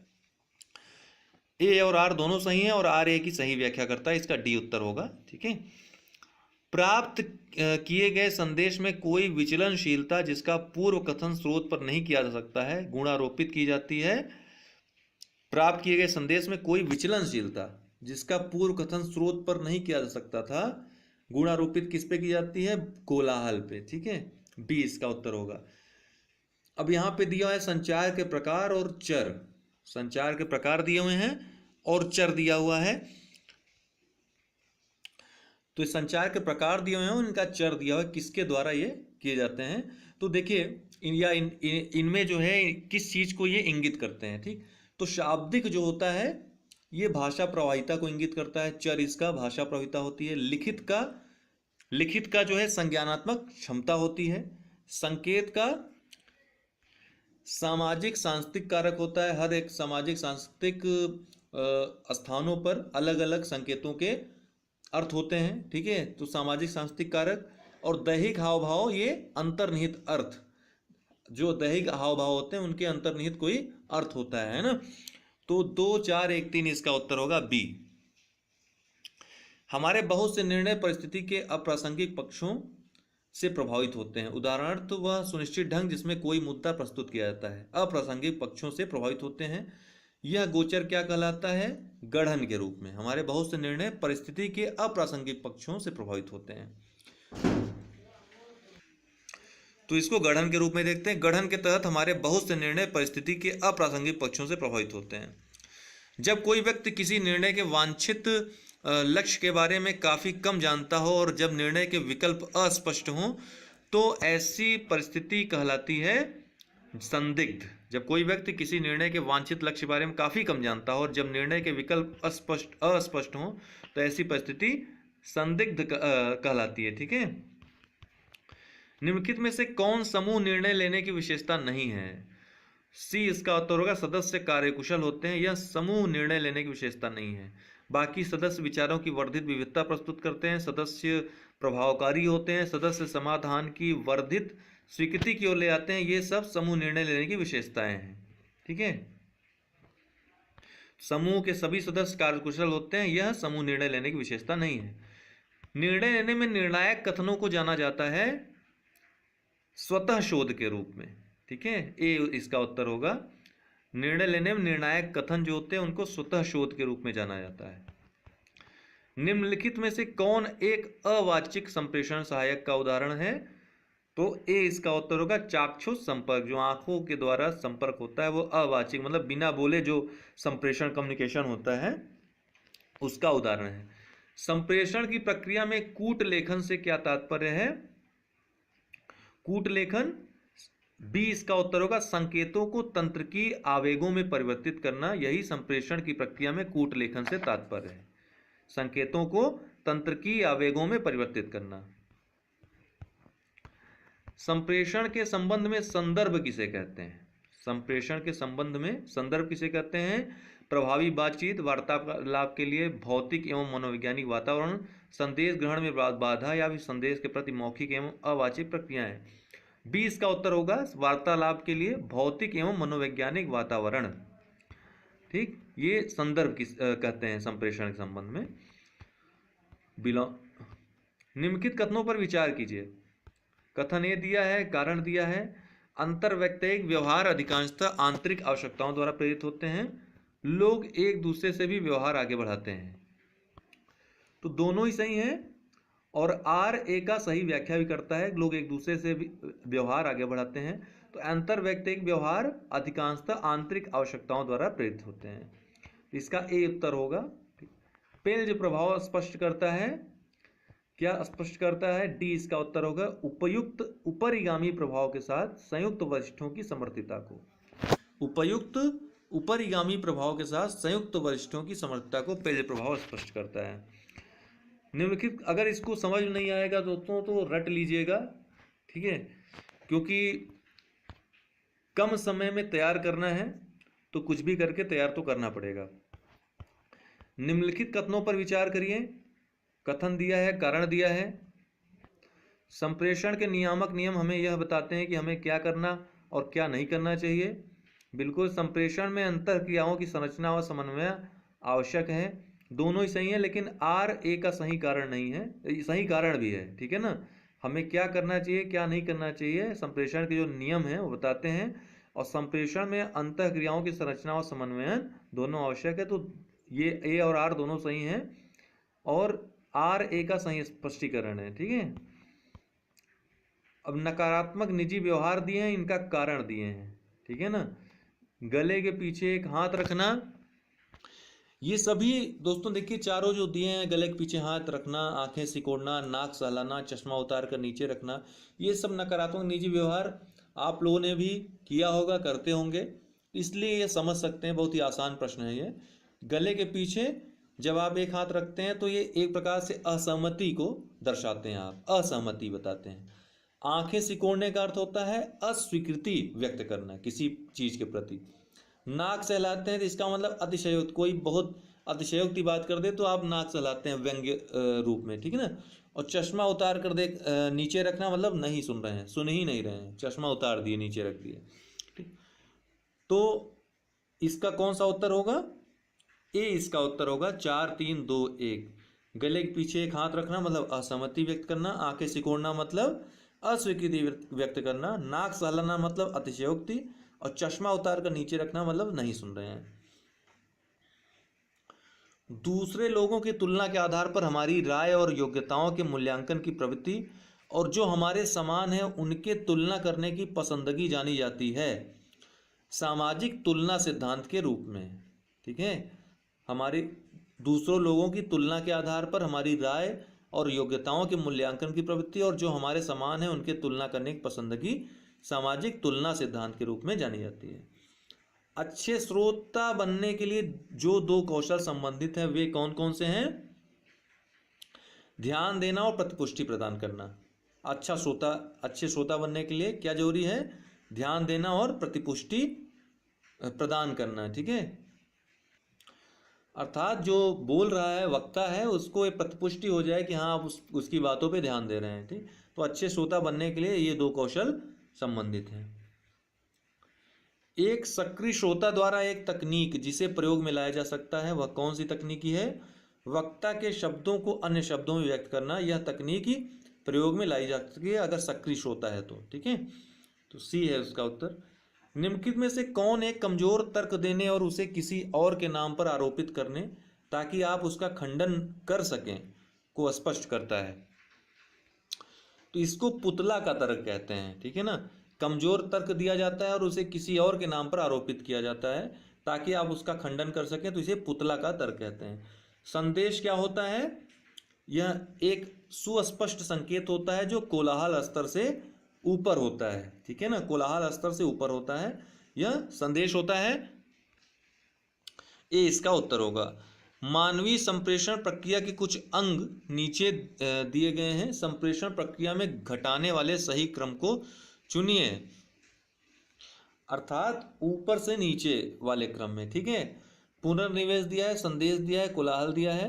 तो अभी हमने बताया संदेश जो है एक कोलाहल स्तर से ऊपर होता है ना, तो संदेश सबसे पहले होगा, फिर कोलाहल, फिर पुनर्निवेश, अर्थात सबसे नीचे पुनर्निवेश, फिर कोलाहल, फिर सबसे ऊपर संदेश, ठीक। तो इस चूंकि घटने वाले अर्थात घटते हुए क्रम में देना है तो इसका उत्तर क्या हो जाएगा, सी 2 3 1।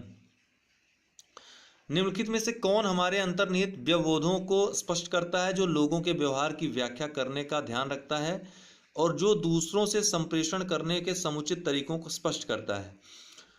डी संप्रेषण प्रतिरूप।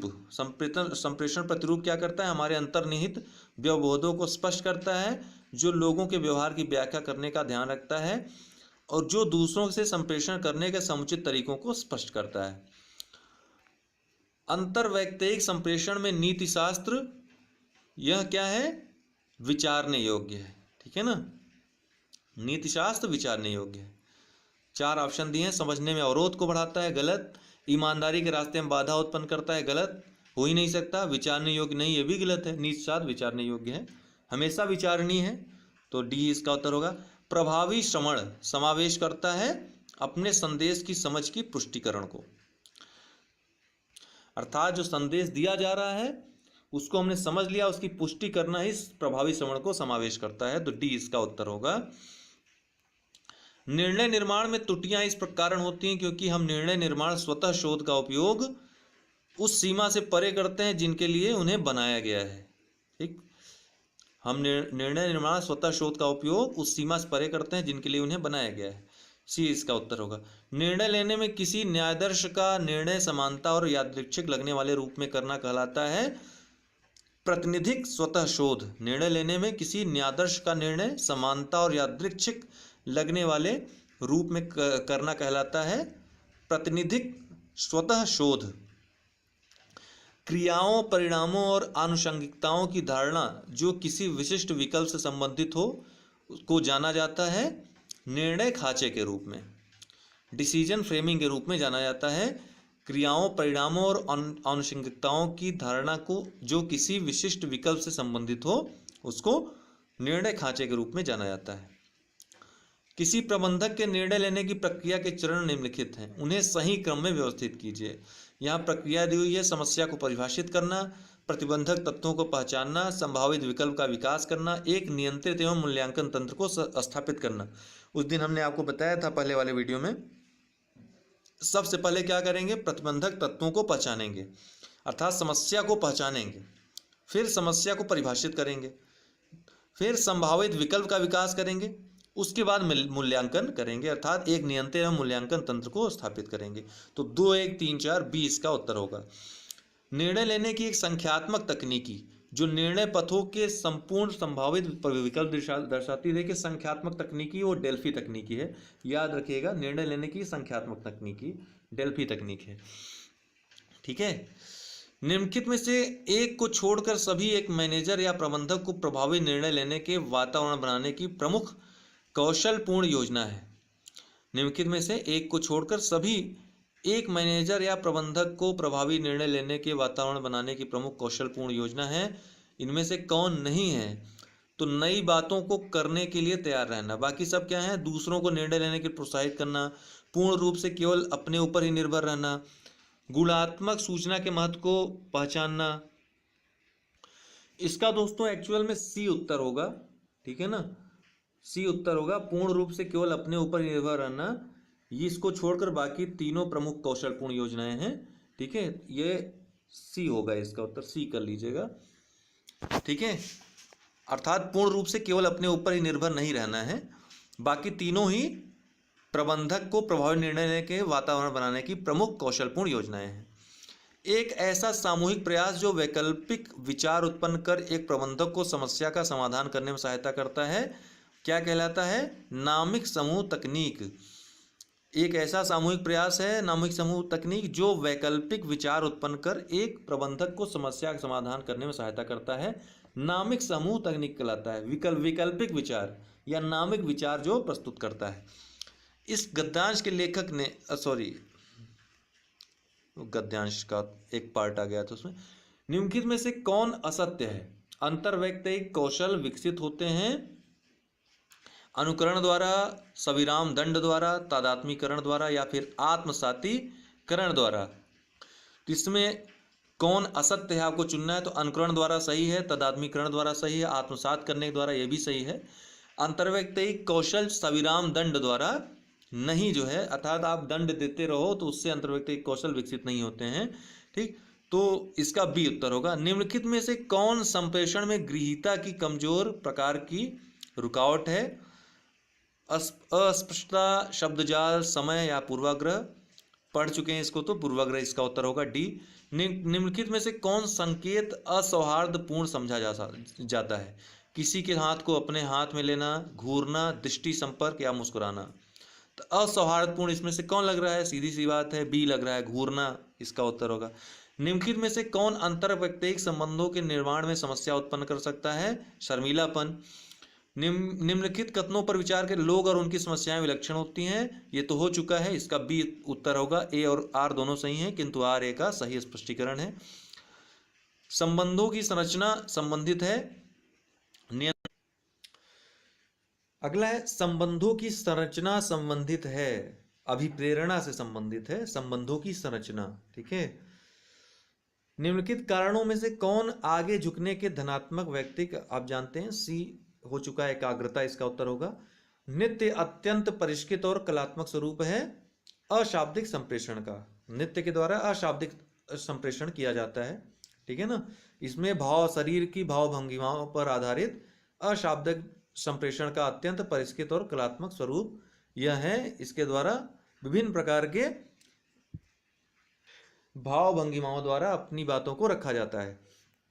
अंतर्वैयक्तिक कौशल के लिए आवश्यक है, क्या आवश्यक है? डी, व्यक्ति किसी भी भाषा में प्रभावशाली ढंग से संप्रेषण कर सके, यह अंतर्वैयक्तिक कौशल के लिए आवश्यक है। ठीक है। अर्थात व्यक्ति किसी भी भाषा में प्रभावशाली ढंग से संप्रेषण कर सके। अंतर्वैयक्तिक कौशल में निम्नलिखित में से कौन सुसंगत नहीं है? अंतर्वैयक्तिक कौशल में निम्नलिखित में से कौन सुसंगत नहीं है? सकारात्मक आवृत्ति, सुनने की तत्परता, संवेगों के प्रबंधन की योग्यता, सहयोगियों की अभिप्राय पर संदेह। तो यही बी इसका गलत होगा, सुसंगत है नहीं है, बाकी सब सुसंगत है ना। संप्रेषण के प्रक्रम में प्रथम चरण है कूट संकेतन, अभी आपने देखा था इसको। तो किसी संगठन में संप्रेषण जो प्रकारों एवं स्तरों से परे जाता है वह क्या कहलाता है? विकर्णी संप्रेषण के रूप में। यह भी प्रश्न हो चुका था। जब कोई निष्कर्ष प्रायः अव्यक्त या व्यक्त रूप में एक संभाव्यता कथन के रूप में अभिव्यक्त किया जाता है तो यह संदर्भित करता है आगमनात्मक तर्कणा। जब कोई निष्कर्ष अव्यक्त या व्यक्त रूप में एक संभाव्यता कथन के रूप में, संभावित जो कथन के रूप में अभिव्यक्त किया जाता है वो आगमनात्मक तर्कणा को दर्शाता है। निम्नलिखित में से कौन सी संज्ञानात्मक प्रक्रिया उस समय घटित होती है जब व्यक्ति कलात्मक, साहित्यिक, वैज्ञानिक अथवा व्यवहारिक समस्याओं के विभिन्न संभावित समाधानों पर स्वतंत्र रूप से विचार करता है? अपसारी चिंतन इसका होगा उत्तर। ठीक है। 2-3 बार 4 बार पढ़ लेंगे तो ये दिमाग में आ जाएगा, एग्जाम में कर लेंगे। मौखिक संप्रेषण में सबसे अधिक महत्वपूर्ण होता है कि आप इसे कैसे कहते हैं। मौखिक संप्रेषण जो होता है उसमें सबसे अधिक महत्वपूर्ण बात क्या होती है? आप इसे कैसे कह रहे हैं। ठीक है। मौखिक संप्रेषण में सबसे महत्वपूर्ण बाधा क्या है? खराब श्रवण, विनम्रता, रुचि या एकाग्रता। मौखिक संप्रेषण में सबसे महत्वपूर्ण बाधा खराब श्रवण है। ठीक है। मौखिक संप्रेषण की प्रभावशीलता वक्ता की योग्यता पर निर्भर करती है।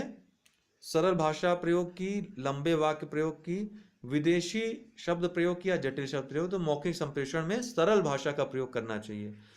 अपने सहयोगियों एवं अधीनस्थों के बीच संवाद स्थापित करने का सर्वोत्तम विकल्प क्या है? अनौपचारिक अंतः संचार। अनौपचारिक संबंध बना करके अधीनस्थों और सहयोगियों से संवाद स्थापित किया जा सकता है, जो कि सर्वोत्तम विकल्प होता है। अधोलिखित में से किस प्रकार से संप्रेषण में नेतृत्व भूमिकाओं की उत्पत्ति सर्वप्रथम होती है? लघु समूह संप्रेषण।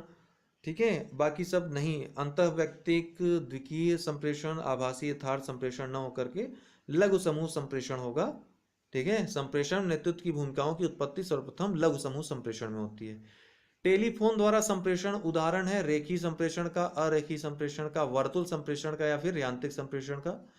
तो यांत्रिक संप्रेषण का उदाहरण है टेलीफोन द्वारा संप्रेषण।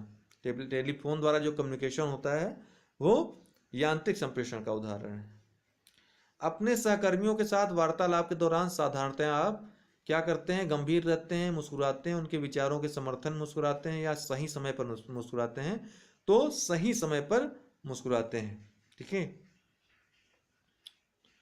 वार्तालाप के विषय के हिसाब से प्रतिक्रिया देनी चाहिए, इसमें लिखा है उत्तर में। अपने सहकर्मी के साथ वार्तालाप में वार्तालाप का जैसा विषय हो उसके हिसाब से प्रतिक्रिया देनी चाहिए, अर्थात सही समय पर मुस्कुराहट होनी चाहिए। ठीक है।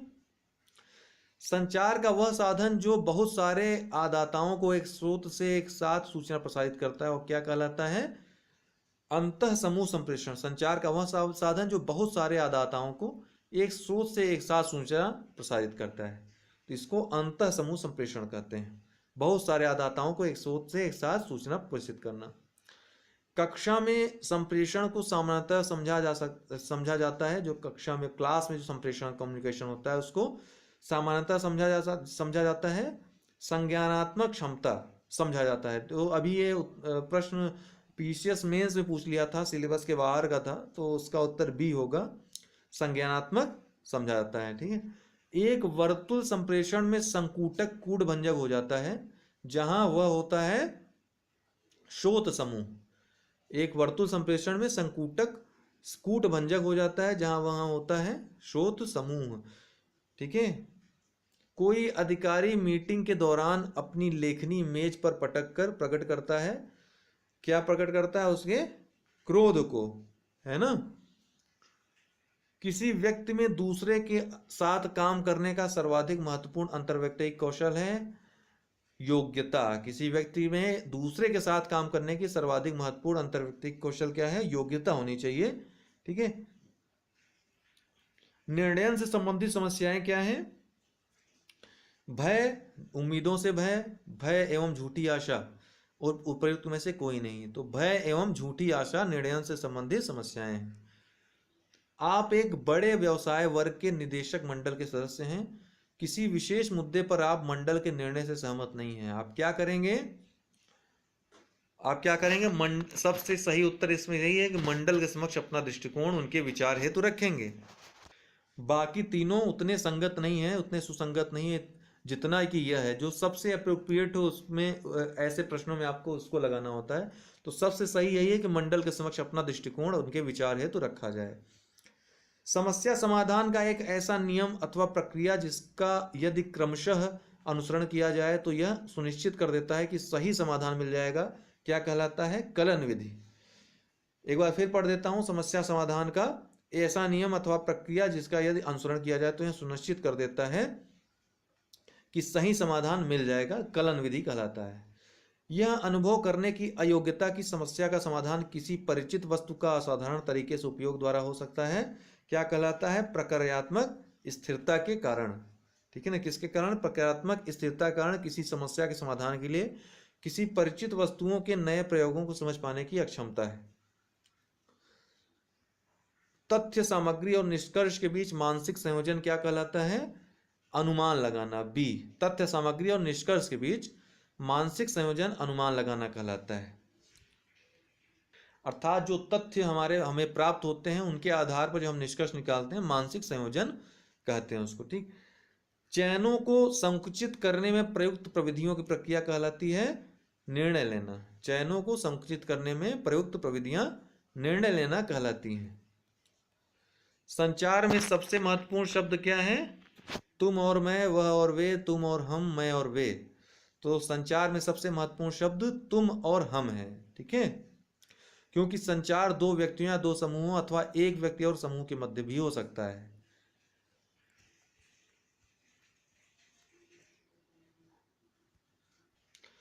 अशाब्दिक, जैसे एक उदाहरण भी यहां पर दिया है कि एक आईपीएस के निलंबन पर आईपीएस संगठन द्वारा यह सूचना प्रेषित करना कि हम तुम्हारे साथ हैं। ठीक है। अशाब्दिक संचार में निहित है क्या? भाव भंगिमा, देह मुद्राएं एवं भावात्मक अभिव्यक्ति। बाकी सब में जैसे मुखी अभिव्यक्ति ये अशाब्दिक नहीं है, लहजा ये अशाब्दिक नहीं है, शाब्दिक है लहजा। ठीक है ना। न्यूनतम शाब्दिक मौन, मुखी अभिव्यक्ति, देह भाषा, लहजा एवं सब में कोई ना कोई जो है शाब्दिक संचार है, जबकि भाव भंगिमा, देह मुद्राएं, भावात्मक अभिव्यक्ति ये सब जो है अशाब्दिक संचार में निहित है। अंतरवैयक्तिक संबंधों में किसमें अधिक समय लगता है? आदान प्रदान में, संचार में, समव्यवहार में या विश्वास बनने में? तो सबसे अधिक समय विश्वास बनने में ही लगता है। निम्नलिखित में से कौन द्वंद्व समाधान की अस्वस्थ अनुक्रिया है? द्वंद्व समाधान की या संघर्ष समाधान की अस्वस्थ अनुक्रिया कौन सी है? इनमें से समझौता पाने की अक्षमता, समझौता करा पाने की जो अक्षमता होती है वो सबसे अस्वस्थ अनुक्रिया है। बाकी महत्वपूर्ण मामलों को पहचानना, अनुक्रिया करना सही है। भूलने या विस्मित करने और क्षमा करने की तत्परता ये भी बहुत सही है। या विश्वास कि दोनों पक्षों के हितों की रक्षा की जा सकती है, ये भी सही। तो आपको यह ऑप्शन से ही उत्तर ऐसे प्रश्नों में तो पता चल जाएगा। निम्नलिखित में से किसका प्रयोग अंतर्वैयक्तिक संबंधन व्यक्त करने में नहीं किया जाता है? किसका प्रयोग अंतर्वैयक्तिक संबंधन व्यक्त करने में नहीं किया जाता है? जीवन कौशल का। जीवन कौशल एक व्यक्तिनिष्ठ अवधारणा हो गई, व्यक्तिगत हो गई, बाकी सब अंतर्वैयक्तिक संबंध व्यक्त करने में किए जाते हैं। ठीक। साइमन द्वारा प्रस्तावित निर्णय लेने की प्रक्रियाओं में से निम्नलिखित में से विषम प्रक्रिया बताइए। साइमन के द्वारा प्रस्तावित निर्णय लेने की प्रक्रियाओं में से तादात्म्यकरण क्रिया एक विषम प्रक्रिया है। डी इसका उत्तर होगा। बाकी विषम, बाकी सब ठीक। बुद्धिपूर्ण क्रिया, विकल्प क्रिया, चयन क्रिया, ये सब सही है, लेकिन तादात्म्यकरण क्रिया एक विषम प्रक्रिया है। अधोलिखित में से कौन निर्णय प्रक्रिया का अंतिम चरण है? निर्णय प्रक्रिया का अंतिम चरण कौन सा है? बी इसका उत्तर होगा, मूल्यांकन। मैंने पहले वाली वीडियो में बताया था निर्णय के बारे में सारी तथ्यों को। समस्या की पहचान सबसे पहला चरण है, फिर विकल्प का चयन करना द्वितीय चरण है, फिर निर्णय मानदंड की पहचान करना है तृतीय चरण, और निर्णय की प्रभावकता का मूल्यांकन करना यह अंतिम चरण है। टरकणा के स्थापित नियमों के विपरीत निर्णय प्रक्रिया में क्या निहित है? अनिश्चितता। किसी समस्या के समाधान तक पहुंचने की क्रिया तक विभिन्न प्रकार के तर्क, केस स्टडी तथा नियमों का अनुपालन किया जाता है। इसके विपरीत की स्थिति को क्या कहते हैं? अनिश्चितता कहते हैं। सहज ज्ञान निर्णय क्या है?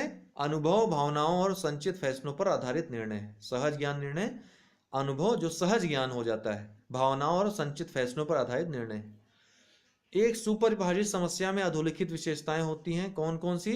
प्रारंभिक अवस्था, लक्ष्य अवस्था, संकारक और नियंत्रक। बी। समस्या समाधान के त्रिप्रक्रम आगम के अनुसार निम्न में से कौन अंतर्दृष्टि का एक प्रकार नहीं है?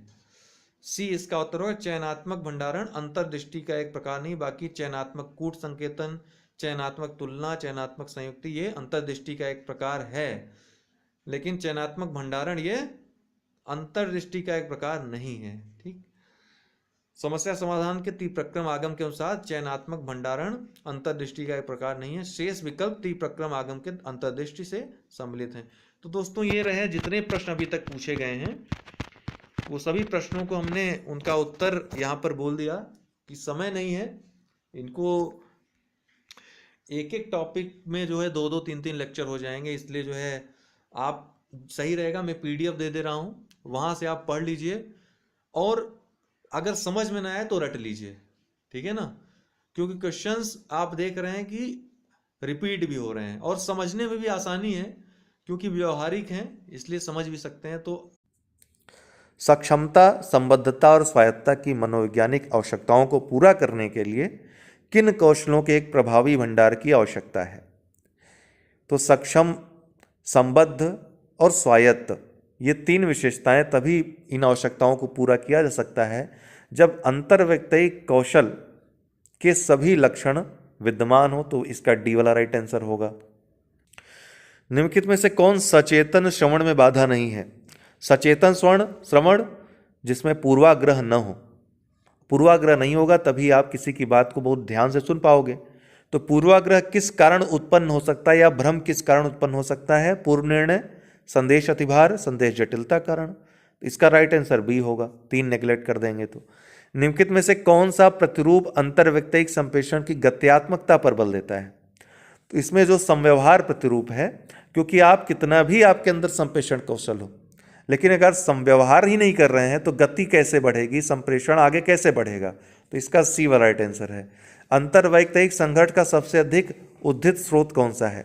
संघर्ष की बात हो रही है, सीधी सी बात यहाँ पर कमजोर संप्रेषण आ जाएगी, बाकी तीनों सकारात्मक पक्ष हैं, तो बी वाला राइट आंसर होगा। संगठनों में अंतर्वैयक्तिक संप्रेषण के संदर्भ में निम्नलिखित में से कौन से कथन सही हैं? एक दक्ष संप्रेषण सदैव प्रभावी नहीं होता। हो सकता है कि कपिल शर्मा कोई बात कह रहे हों और बहुत प्रभावी है ढंग, एक व्यंग्यात्मक ढंग भी एक प्रभावी ढंग होता है अपनी बात को कहने का, लेकिन जरूरी नहीं कि हर व्यंग में आप हंसे ही, है ना। तो एक दक्ष संप्रेषण सदैव प्रभावी नहीं होता, ये सही है। हो सकता है आप हंसे, दूसरे को उसमें कुछ हंसी नजर ना आए, दूसरा है एक प्रभावी संप्रेषण सदैव दक्ष नहीं होता। अब कोई ऐसी बात हो सकती है कि जो प्रभावी तो हो लेकिन दक्ष न हो।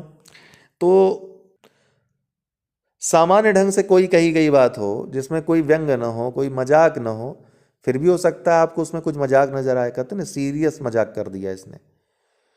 तो दोनों ही सही हैं, एक और दो दोनों। समान समूह के सदस्यों के मध्य संप्रेषण है। समान समूह के सदस्यों के मध्य संप्रेषण क्या कहलाता है? पार्श्विक संप्रेषण कहलाता है, पहले ही पूछा जा चुका है। संप्रेषण प्रक्रिया में सूचना को जानबूझकर हेरफेर करना सूचना में क्या कहलाता है? तो निस्यंदन कहलाता है। यह भी रिपीटेड है। संप्रेषण प्रक्रिया में सूचना को जानबूझकर उसमें हेरफेर करना निस्यंदन कहलाता है। ठीक है। संचार प्रभावी होगा यदि यह तत्काल प्राप्त किया जाए तो यह प्रभावी होगा। धीरे और स्पष्ट रूप से दिया जाएगा तो उतना प्रभावी हो सकता है न हो, क्योंकि उसमें अन्य जैसे पूर्व निर्णय आपने देख लिया, पूर्वाग्रह वाली चीजें आ जाए, तो इसका डी वाला राइट आंसर होगा। वह संप्रेषण जो किसी संगठन में समय बचाता है और समन्वय को सहज बनाता है कहलाता है पार्श्विक संप्रेषण। पहले भी इस पर चर्चा हो चुकी है। पारस्परिक लेन देन के रूप में संप्रेषण मॉडल के अनुसार लोगों के मध्य अंतःक्रिया क्या कहलाती है? सहकालिक अंतःक्रिया कहलाती है, अंतःक्रियात्मक अंतःक्रिया कहलाती है। तो पारस्परिक लेन देन के रूप में संप्रेषण मॉडल के अनुसार लोगों के मध्य अंतःक्रिया सहकालिक अंतःक्रियात्मक है। निम्नलिखित में से व्यवहार परिवर्तन को प्रभावित करने की आधारभूत प्रविधि कौन सी है? तो निम्नलिखित में से व्यवहार परिवर्तन को प्रभावित करने की आधारभूत प्रविधि कौन सी है जो आपको मैनेजमेंट में सिखाई जाती है? क्या सिखाया जाता है? कॉम्प्रिहेंशन, संप्रेषण आपको सिखाया जाता है। ए वाला राइट आंसर है। प्रतिपुष्टि, जानकारी देना प्रभावी रूप से व्यवहार के प्रबंधन एवं कार्यकुशलता को बढ़ाने में प्रयुक्त होता है। यह प्रकार है किसका? अंतर्व्यक्तिक संप्रेषण का प्रकार है। प्रभावी समस्या समाधान का इष्टतम ढंग कौन सा है? प्रभावी समस्या समाधान का सबसे अच्छा तरीका कौन सा है? तो पारंपरिक एवं गैर पारंपरिक चिंतन को संतुलित कर करके समाधान करना किसी समस्या का। निर्णय लेने का उद्देश्य होना चाहिए, क्या होना चाहिए? सर्वश्रेष्ठ विकल्प का निर्धारण करना। निर्णय, अब देखिए निर्णय में सबसे बड़ी बाधा क्या होती है? आपके पास एक से अधिक विकल्प होते हैं, उनमें जो सबसे अच्छा विकल्प हो उसी का निर्धारण करना इसका उद्देश्य होता है। तो बी वाला राइट आंसर है। विवाद सदैव समाजित करता है या समाहित करता है किसको? मतभेद को। विवाद में क्या होगा? हमेशा प्रतिशोध हो न हो, जुनून हो न हो, क्रोध हो न हो, मतभेद जरूर होगा। हो सकता है कि आप पति पत्नी हो, भाई भाई हो, किसी बात को लेकर मतभेद हो, ठीक है, तो उसमें विवाद, वो विवाद का एक रूप ही होगा। तो विवाद में मतभेद तो हमेशा रहेगा, ठीक है। इसके बाद मनभेद हो, प्रतिशोध हो, जुनून, क्रोध, ये सब बात की बातें हैं। ये हो भी सकती हैं, नहीं भी हो सकती हैं, लेकिन मतभेद जरूर होगा। सृजनात्मक समस्या समाधान संबंधित है किससे? तो अपसारी चिंतन संबंधित है, इसका फैलाव होता है। सृजनात्मक समस्या समाधान अपसारी चिंतन संबंधित है। समस्या समाधान में वर्तमान जानकारी को रूपांतरित किया जाता है आंतरिक मानसिक प्रतिनिधित्व में। समस्या समाधान में वर्तमान जानकारी को आंतरिक मानसिक प्रतिनिधित्व में रूपांतरित किया जाता है। निर्णय लेने के संदर्भ में कौन से कथन सही है? तो मानवीय तार्किकता सीमित है। कोई भी व्यक्ति अभ्यास के माध्यम से अपने निर्णय लेने में सुधार कर सकता है। तो दोनों ही सही हैं, एक और दो दोनों सही हैं। तो सी वाला इसका राइट आंसर होगा, कोई भी परफेक्ट नहीं है। निर्णय लेने के संदर्भ में व्यक्तिगत संभाव्यताओं को आमतौर पर कहा जाता है आत्मनिष्ठ संभाव्यता कहलाती है। व्यक्तिगत संभाव्यताएं आत्मनिष्ठ संभाव्यता है। ये देखिए सीधे सीधे अर्थ जहां आपको मिल जाए वो तो आपको सोचना ही नहीं है उसमें। समस्या समाधान में सादृश्यता का उपयोग दर्शाता है। तो समस्या समाधान में सादृश्यता का उपयोग क्या दर्शाता है? तकनीकों का अनुप्रयोग जिनका उपयोग पिछली समान परिस्थितियों में किया गया था, इसको सादृश्यता, सादृश्य जैसा था वैसा। तो समस्या समाधान में सादृश्यता का उपयोग तकनीकों का अनुप्रयोग जिनका उपयोग पिछली समान परिस्थितियों में किया गया था उसको दर्शाता है। समस्या पर निद्रा एक प्रकार का है, क्या है? उद्भवन का। समस्या पर निद्रा क्या है? उद्भवन का एक प्रकार है। निम्नलिखित में से कौन सा एक पराभाषा पैरा लैंग्वेज में सम्मिलित नहीं है? तो मौखिक अंतःक्रिया ये पैरा लैंग्वेज में संबंधित नहीं है, बाकी आवाज़ गुणवत्ता, वाक गति, स्वरमान ये सभी ये सभी भाषा संबंधित है। दो समांतर टीमों के बीच, अच्छा ये नहीं है कुछ, दो समांतर टीमों के बीच एक फुटबॉल मैच देखने के बाद एक व्यक्ति जोर देकर कहता है कि वह पहले से जानता था कि विशेष टीम जो विजेता टीम है जीतने वाली थी। यह किस चीज का उदाहरण है? तो यह पश्च दृष्टि अभिनीति का उदाहरण है। तो दो समांतर टीमों के बीच एक फुटबॉल मैच देखने के बाद एक व्यक्ति जोर देकर कहता है कि वह पहले से जानता था कि विशेष टीम जीतने वाली थी। यह पश्च दृष्टि अभिनीति का उदाहरण है। एक प्रकार का पूर्वाग्रह भी इसको कह सकते हैं, पूर्वाग्रह का एक प्रकार है ये। यदि कोई व्यक्ति किसी समस्या का समाधान अपने पूर्वानुभव के आधार पर करने का प्रयत्न करता है तो उसे कहा जाता है, इसको फिर से रिपीट कर दिया है, तो मानसिक विन्यास कहा जाता है इसको। निम्नलिखित में से कौन सा समस्या समाधान में विभाजित करो और जीतो रणनीति का एक संस्करण है? तो साधन साध्य विश्लेषण, ये विभाजित करो और जीतो रणनीति का एक संस्करण है। समस्या समाधान प्रक्रिया अनिवार्य रूप से एक भ्रमण है, किसका? तो समस्या परिक्षेत्र के माध्यम से। तो समस्या समाधान प्रक्रिया अनिवार्य रूप से एक समस्या परिक्षेत्र के माध्यम से एक भ्रमण है।